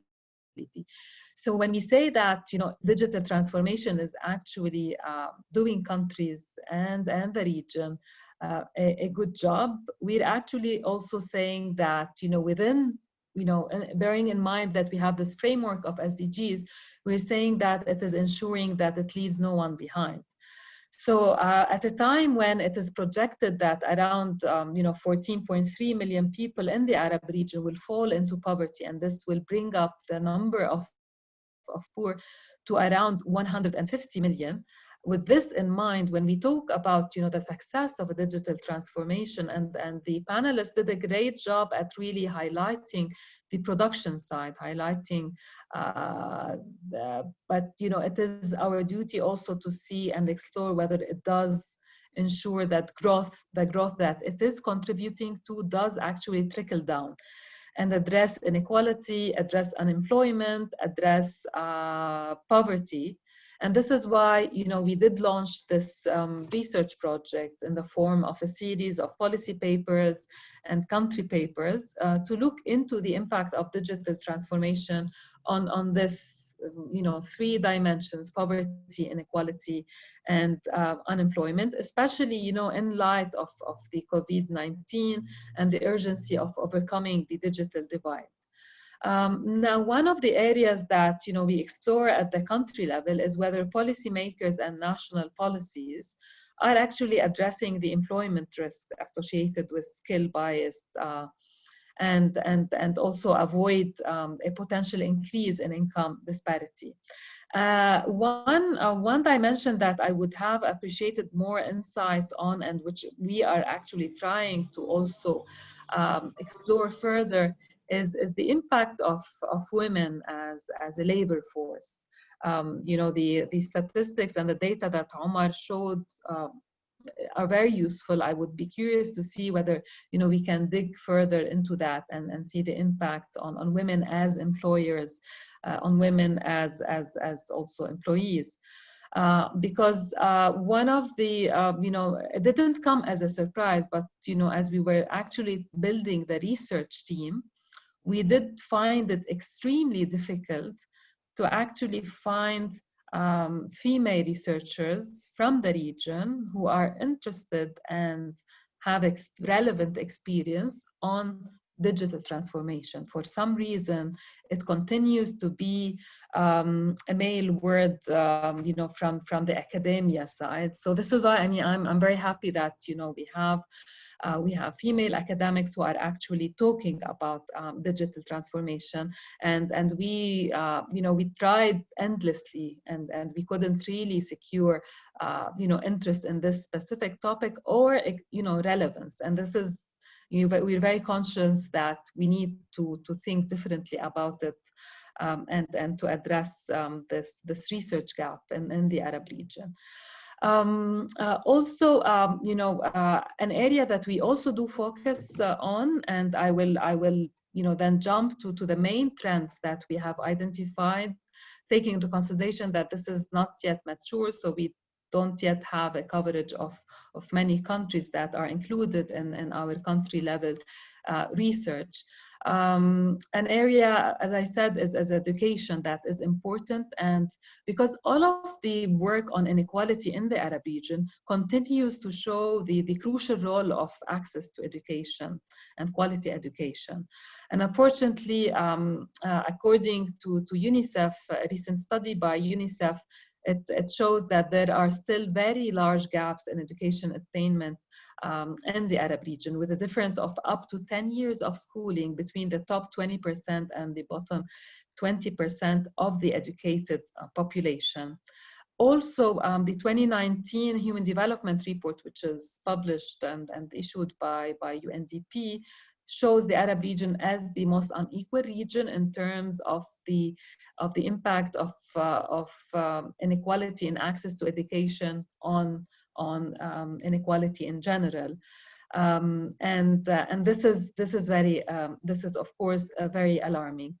The issue that is also probably it's a timely moment to actually for us to be looking into this skills bias and the extent to which digitalization has actually, you know, trickled down and ensure that more labor force becomes relevant in a digital transformation world. A recent study also by ILO, which shows that around 56 million individuals in the Arab region, which means 45% of total employment, work in activities that are at high, medium, high risk of being hard hit by the economic disruptions created by COVID-19. And unfortunately, while most governments in the region and employers also have required and or encouraged people to work from home, a couple of recent surveys by ILO are showing that, you know, only very few occupations can be feasibly fulfilled from home. So what will happen to these sectors that are hard hit by the COVID-19 disruptions? What will happen to this population, employed population in these sectors, are questions that are very valid to also address. Now, in our research, we've tried, and this is where I think UNDP and other agencies, so I'm not really claiming monopoly here, have a crucial role to play because of this. You know, we have a foot inside the government and you know with the policymakers, but we also are very much involved, you know, with the private sector and the research think tanks and also the civil society organizations and academia. So this research will ultimately, you know, look into the impact of digital transformations through two interlinked channels. One, and which were actually addressed by the panelists. So one is the role of digital transformation in strengthening the service delivery and regulatory arm of the state. And from a UNDP development perspective, also in reaching out to those who are usually left behind, and also in improving the business environment.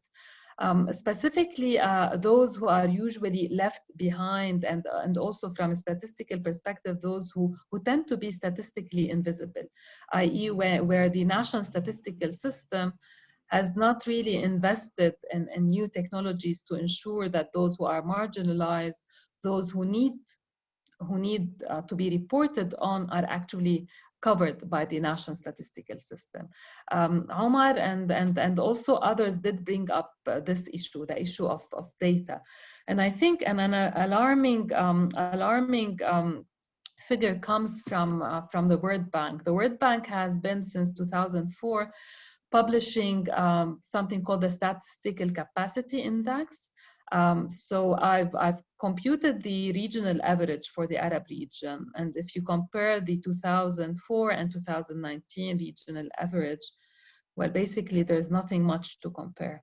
In 2004, the regions, the average of the statistical capacity was 57.8 over 100. And after almost a decade and a half and investing in statistical capacities and infrastructure from the state perspective, the average not only remains the same, it has slightly dropped. So now in 2019, it has registered a score of 57.1. Which is alarming, which also, and here, I mean, we have to wrap up. Yeah, so I mean, probably I'll leave this to a discussion. And just a brief of the main findings from a macro perspective, because some of the findings overlap with the micro findings discussed by the panelists. One, as I said, there is a need to focus research on the impact of women. Participation rate of men in 2019 is estimated to be 3.5 times that of women. What, in a context of enhanced digital transformation, what will happen to the women labor force is a question that our research will be answering. At the macro level, at the policy level, we've witnessed increased efforts to mainstream digital transformation across all sectors in the last 3 years.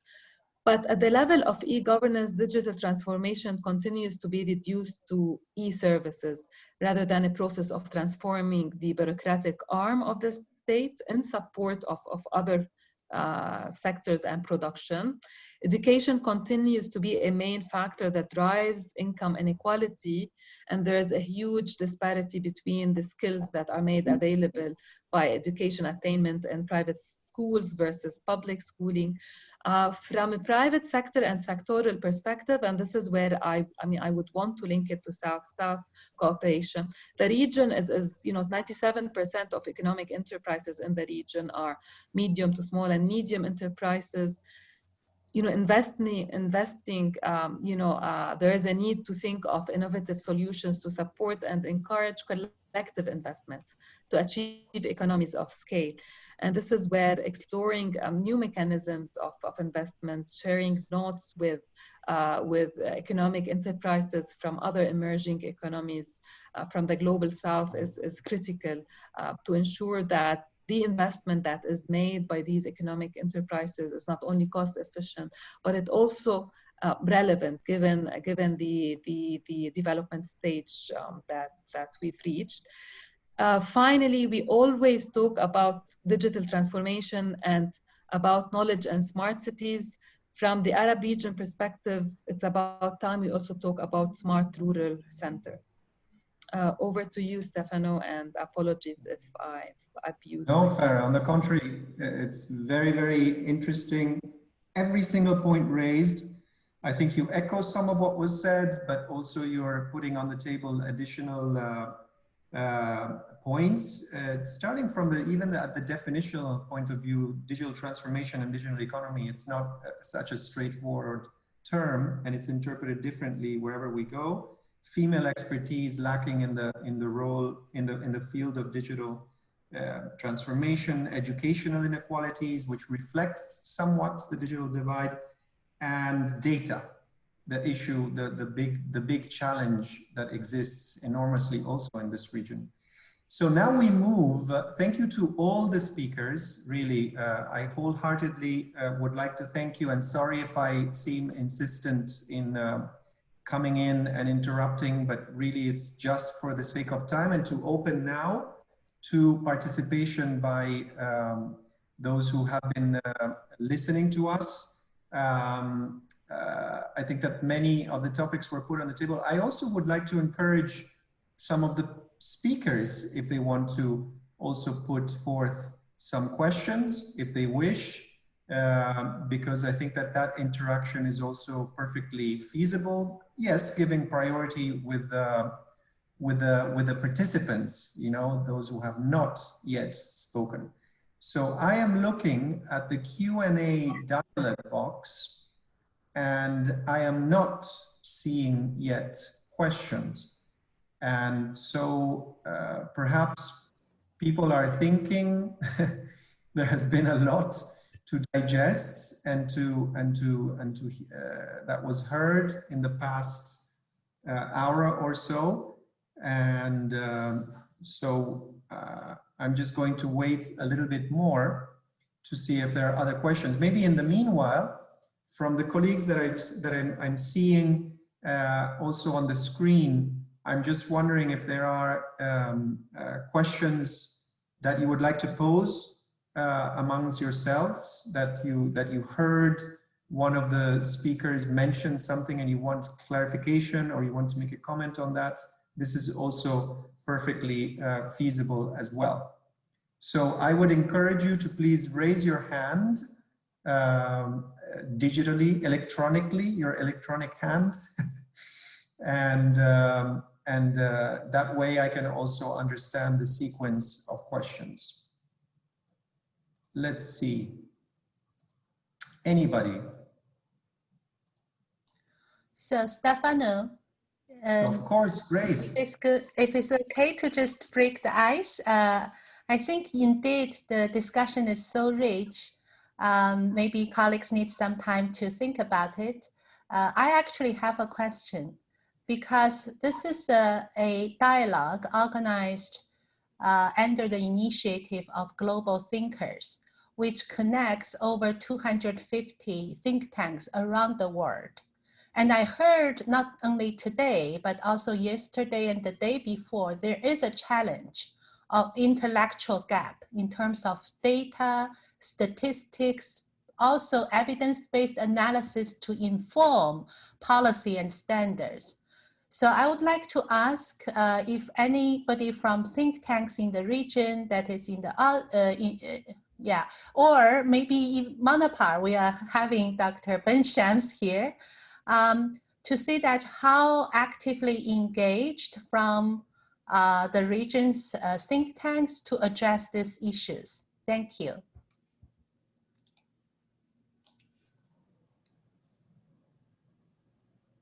Okay, so this question, oh, Dr. Raid, would you like to address the question that was just posed? Because at the same time, Dr. Raid also posed a question. I know, yeah, we're very actively dialoguing. So I would like to hear from Dr. Ben Shams as a special commentator. Thank you. Full synchronization. Dr. Shams, over to you. Please unmute. Yes, thank you. Thank you, Stefano. Thank you, Grace. I think it's key what we have heard today and how we can really put it together into a more, if I would say, comprehensive and in a collaborative manner. And the point over there is we have lots of things to do at this point, but there are lots of things to streamline such type of investment in the future.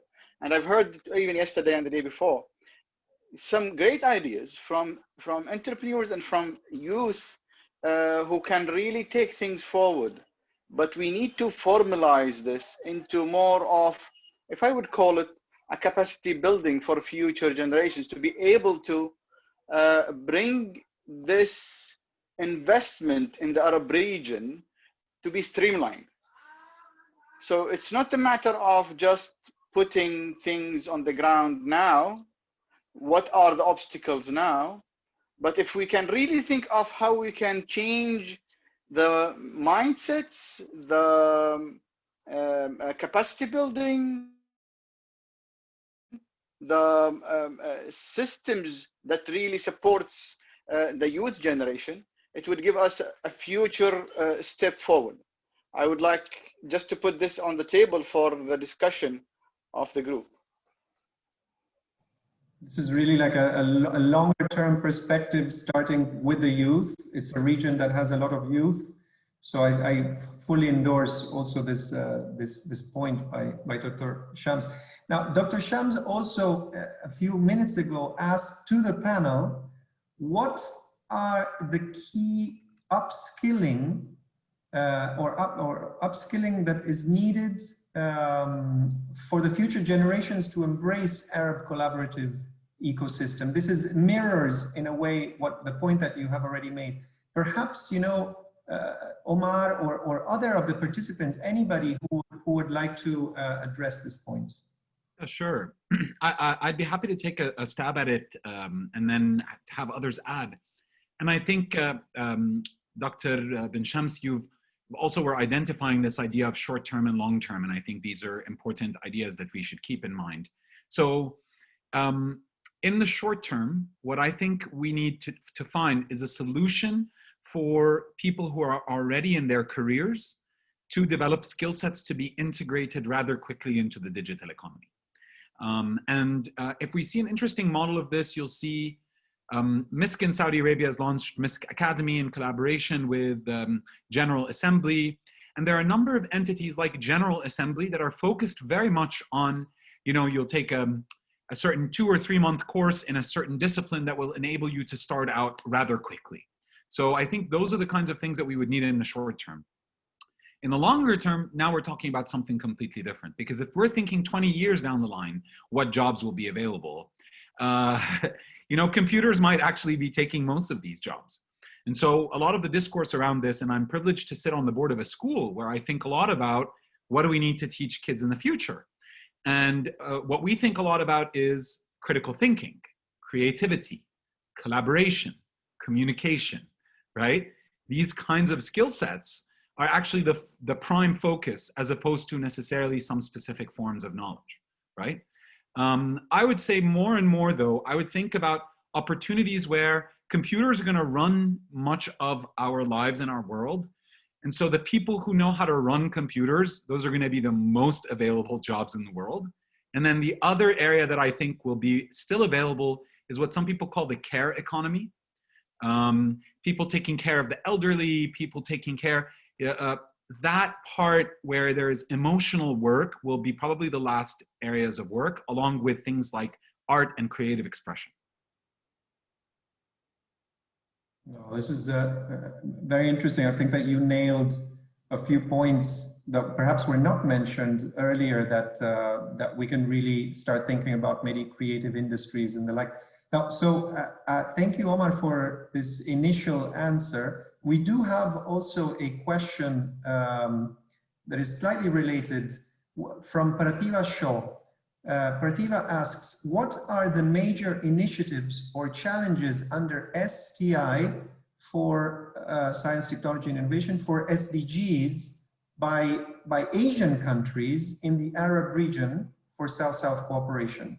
So Asian countries that promote main STI-related initiatives for SDGs. What are your experiences, you who operate in the Arab region?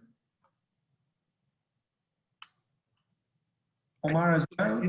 There was a question. I was thinking maybe someone from Asia can address some of the challenge or the programs that are there, right? If I understood correctly, this is programs that are driven by Asia for MENA. Is that the question? So I am personally not familiar with many such programs. So I would love to learn more about it from maybe some of our Asian colleagues. Yes, maybe we do have Dr. Meizu. Would you like to address this? This is just a proposal. I mean, I don't want to put you on the spot, Doctor.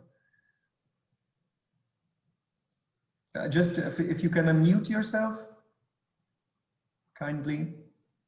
Yes. Thank you. Sorry, can you make it clear that what yes. kind of expectations you want from my end? Yes. So this is basically a question directed from those who are in Asian countries. What are the initiatives under science, technology, and innovation for SDGs promoted by Asian countries in the Arab region that add to South-South as South-South cooperation flow, basically. Thank you very much. As I'm based actually in China, in recent years, China has done a lot on technology innovation. As many international people have experienced, for example, Alibaba, Tencent, Huawei, they're all technology pioneers, yeah, in ICT and also e-commerce. So this kind of technology can certainly benefit our Arabic partners if they want to, for example, accelerate e-commerce in the region. Then I'm sure Alibaba has a lot for them to cope with and learn from. There are some other technologies that are used in the e-commerce and the industrial development.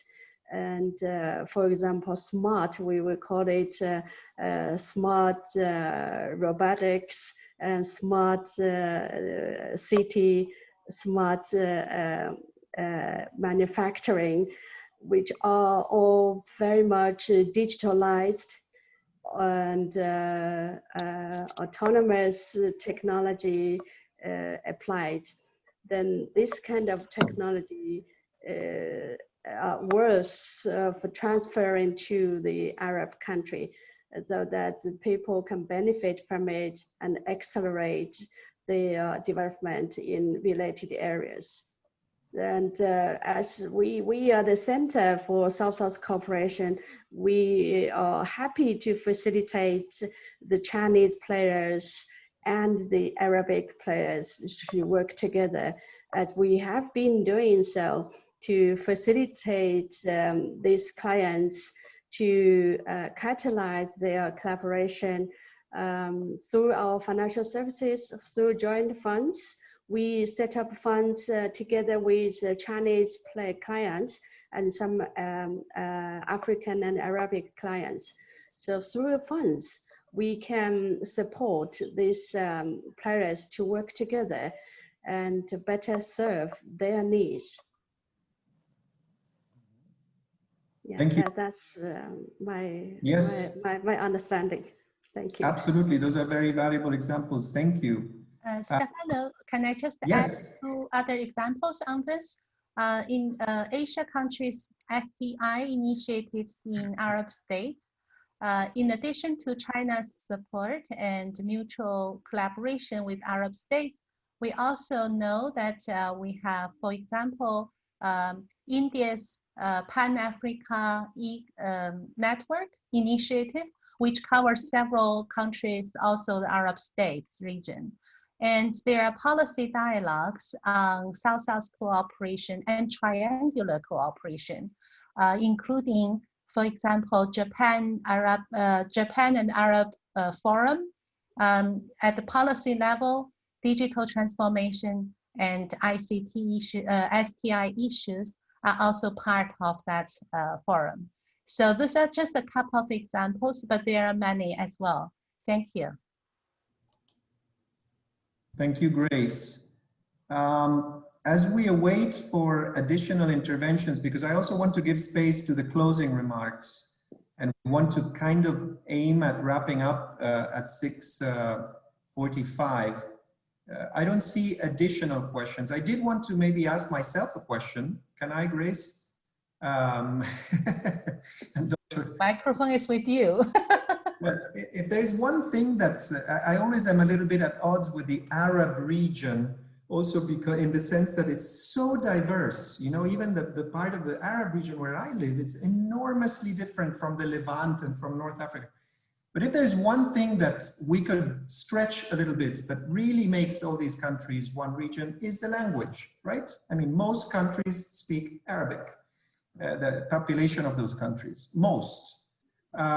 So I want to ask, because Professor Dr. Zhu, she mentioned this as being one of the challenges, one of the impediments to penetrate this region from outside, from South-South cooperation initiatives, really because this sometimes represents a barrier, particularly from the digital side.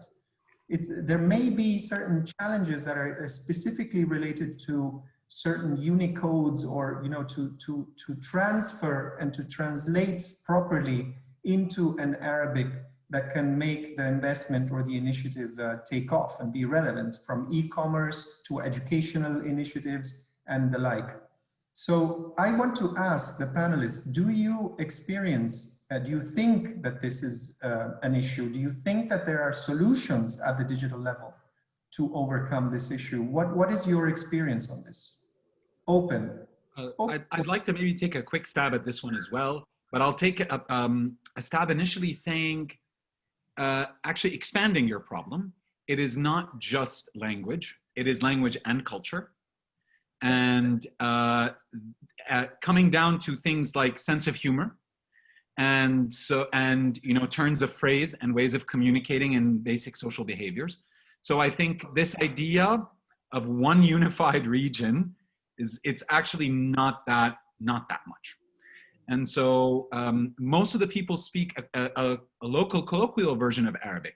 And so publishing content in formal Arabic is like you're an alien or a robot talking to people, right? And some jokes that would be really funny in Cairo will fall flat in Riyadh, and vice versa. And so I think we really have to be cognizant of that. And some brands have been able to achieve scale in the region with that in mind. And I like to mention Kareem here, that was able to build a really strong business, scale across all markets. And part of that because their communication was so localized. So if you were a traveler like myself and you landed, they were doing a lot of outdoor campaigns. You arrive in Lebanon, they're written like a Lebanese. You get to Riyadh, they're written like a Saudi with all the right language and turns of phrase. And I think that's the need for success is based on this. Thank you, Omar. Very insightful. And yes, you added components. Maybe I had them in the back of my mind, but I didn't put them forth. But I mean, the language. Anybody, Dr. Shams, please. And I think that is going to be the last one, unless there are other hands up, so that we can have Grace gently and gracefully wrap up for us. Dr. Shams, please. I think what Omar said is absolutely right. And I think we always try to not to see the big elephant in the room, and that's the real fact which my colleague Omar said. The point over there is how can we really use this as an opportunity for the development for the future? One of the key things which is really missing worldwide when it comes to the fourth industrial revolution technologies is the interface, the user interface. And I think within the region, if we are really thinking of leading, there is an opportunity for us to lead into that and use the technologies to bridge these gaps of language, of cultures, and so on, through machine learning and so on, other technologies that are available. And the minds are available. The youth minds, innovative minds are available. The point over there is, do we have enough structures, government policies to push this agenda forward, to take forward the capabilities available within the region, to capitalize on the new niche markets which can benefit the region and worldwide? Today, technology, as this session is all about, is not just about doing things locally. It is about how can we reach through the technologies worldwide. And this is why Kareem was bought by Uber, because it managed to do something which Uber couldn't do. And I think there is a huge opportunity for the region to do so. And I always thank also UNDP for their initiatives here in Bahrain, trying to put such type of projects for digital economy. And this was one of the key components that we have discussed during the meetings. Thank you. Can I add to that? To overcome this kind of culture or digital obstacles, apart from technology, policy actually can help a lot. If the Arabic countries issue supportive policy to attract investment, to attract young people to work on it, then it can really help to accelerate the transformation process. Thanks. Thank you very much.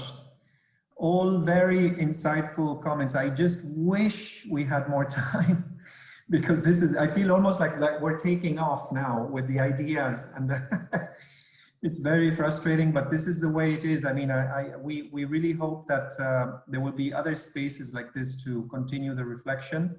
But in the meanwhile, we created, this is also part of the idea of this, is to create a network of people who think, who understand, who listen to each other, and to know about these matters, so that we can bring the lessons forward, make them cohesive, and hopefully for them to have the policy impact that we want. Grace, over to you for the concluding remarks. Thank you. Thank you very much, Stefano. And this is 3 days, very rich discussion. Let me try my best to conclude and to summarize some of the key messages. First of all, of course, from the UN Office for South-South Cooperation, let me express my heartfelt, deep gratitude to our wonderful partner, UNDP, BIPA, MENAPAR Think Tank Network, and the honorable patronage from the Ministry of Foreign Affairs of the Kingdom of Bahrain. Without your leadership support, we cannot have this very rich intellectual journey together. So this is also organized within the framework of Global South-South Thinkers Initiative, a global coalition of think tank networks around the Global South, also with involvement from developed countries, think tanks as well, to advance thought leadership from developing countries on sustainable development goals and on South-South cooperation. We thank the generous financial support from Finance Center for South-South Cooperation Hong Kong and Yinke Group. Both participated in the webinar and contributed substantively as well. We had 33 speakers representing a variety of stakeholders from country governments, international governments, intergovernmental organizations, UN agencies, IFIs, think tanks, private sector, NGO, you name it, representing the diversity of the region and partners beyond the region. I also take note that the speakers represent a very good gender balance. So from the discussions, I think through the 3-day sessions on global regional country trends, on public-private partnership, on digital economy, I have 3 messages to summarize the 3 days. First is about hope. What is common is a recognition of strong trend of South-South investment and the important role of South-South cooperation to generate more and better investment in developing countries and in the region. With the negative impact of the pandemic, I still see there's a hope. There's not a loss of hope for recovery, for a resilient bouncing back of South-South investment. Why? By taking stock, I think we have learned the availability of various policy frameworks that enable developing countries working together. This includes globally, we have heard from UNCTAD emphasizing that South-South trade facilitation and leveraging GSTP, where 42 countries around the world, including I think 8 from the region, are members. WTO also has trade facilitation agreement accepted by many developing countries, including over half of Arab states.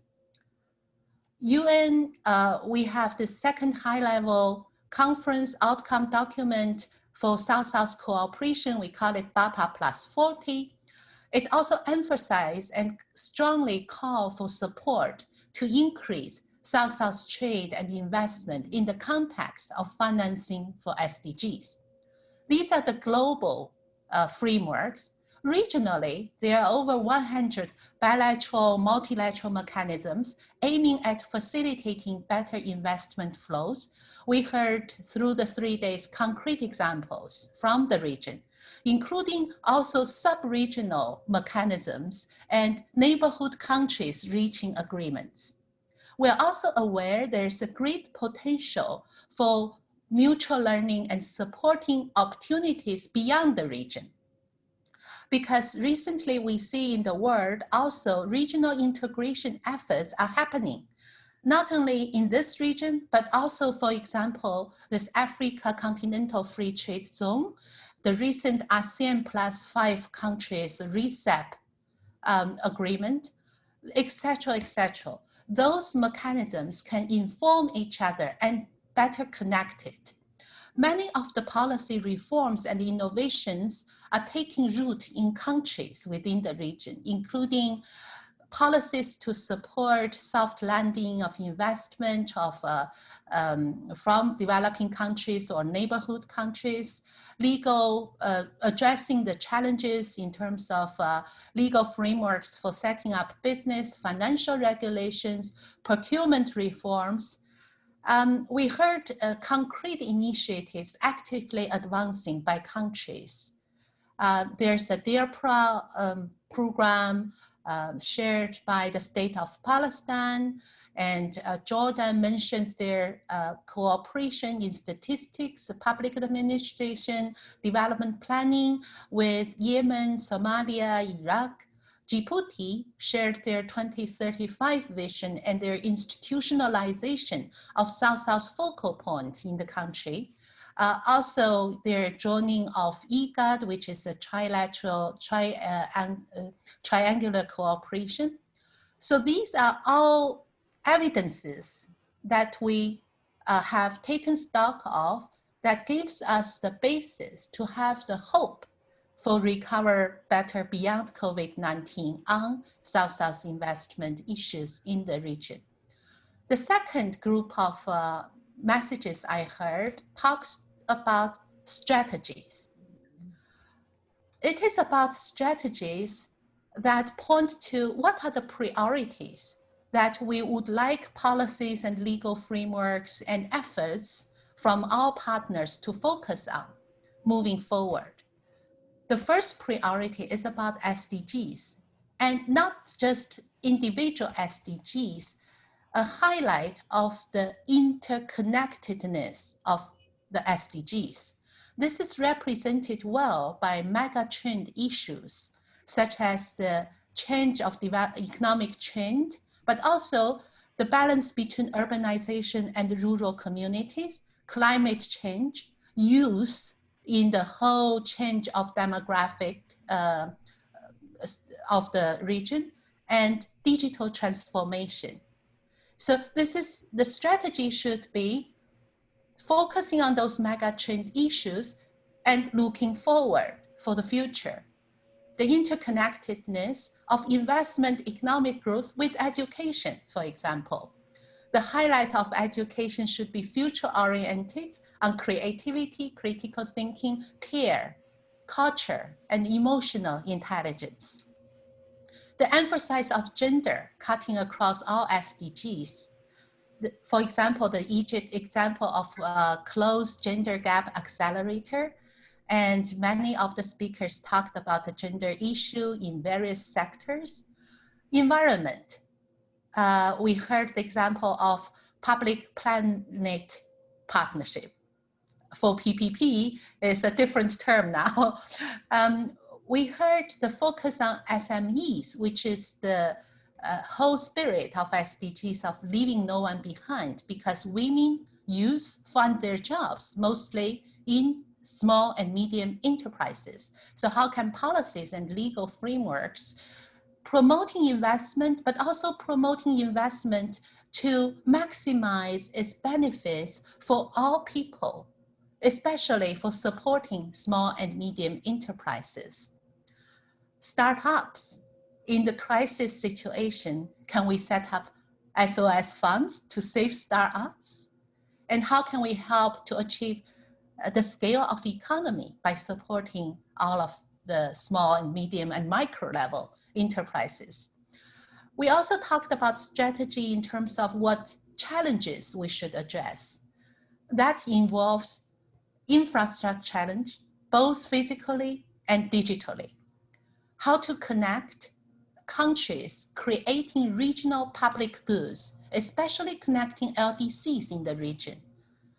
Also, the challenge about security is loud and clear, shared by Lebanon, by Sudan, about how security issues can really reverse the goodwill and the strong trend of investment.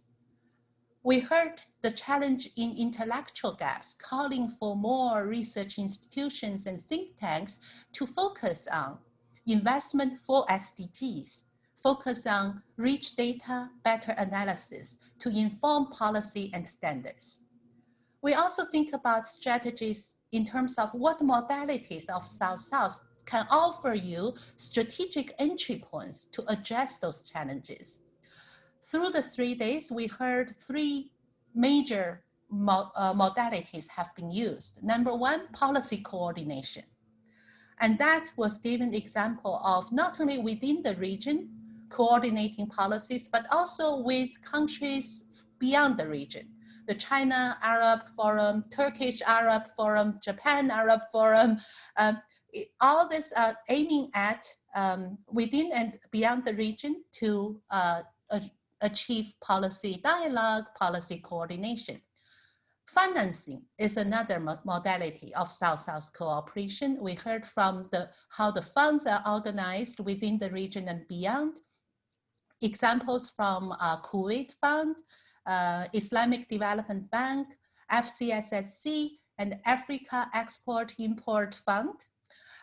So the next, which is one of the most powerful modalities of South-South cooperation, is about knowledge and expertise and human resource support. And that we heard from the reversed linkage program from Islamic Development Bank as a very good example. So all this about modalities, challenges, and priorities is to talk about what kind of strategies that we should take to improve policy and legal environment, to improve the South-South investment. Lastly, the third message I would like to share with you today is an overall thread that runs through the 3 days, sometimes very loud and clearly said by some presenters, sometimes quietly hinted by the discussion. That is about shift of mindset, behavior insights in policy making, culture change. It is about the question, is the South still the old South or the new South? Is South-South cooperation representing the past or the future? Is the world moving towards more connected for a better future for all? Which I don't want to say or not. It is, it should be. I would like to end this summary to bring all of you to the vision for future. The SDGs require an inclusive global partnership. And the pandemic reminds us once more, very seriously, that only cooperation can resolve the issues and lead us forward. It reminded me of the United Nations Secretary General, I think last year's commemoration of the UN and this year emphasized repeatedly the concept of connected and inclusive multilateralism as a way forward. We have discussed the past 3 days is about how South-South cooperation can construct that kind of multilateralism for the world. And based on the knowledge I learned from you, from all the discussions, I want to say 3 things. 1, we need a world that have countries connecting and networking with each other, not only in our neighborhood, but also from far away, for mutual benefits and for a common vision. Number 2, we need to engage all sectors of society, communities, to achieve a common vision for SDGs, leaving no one behind. And number 3, let investment flow and let goods, services flow across borders, and let peace prevail at home. I thank you very much, and I hope our discussion will continue and lead into real actions of working together for a better world. Thank you. Thank you, everyone. Thank you. Come visit South Galaxy. Okay, bye. Bye-bye. Be continued. Thank Bye. you, everybody. Thank you. Thank you. Thank you. Thank you very much. Thanks, Stefano. Grace. Thank you. It's a pleasure. Thank you, Grace, for the Thank summer. you, Doctor. Take care. Thank you for the Thank you, sharing. Grace. Bye-bye. Thank you. Thank you.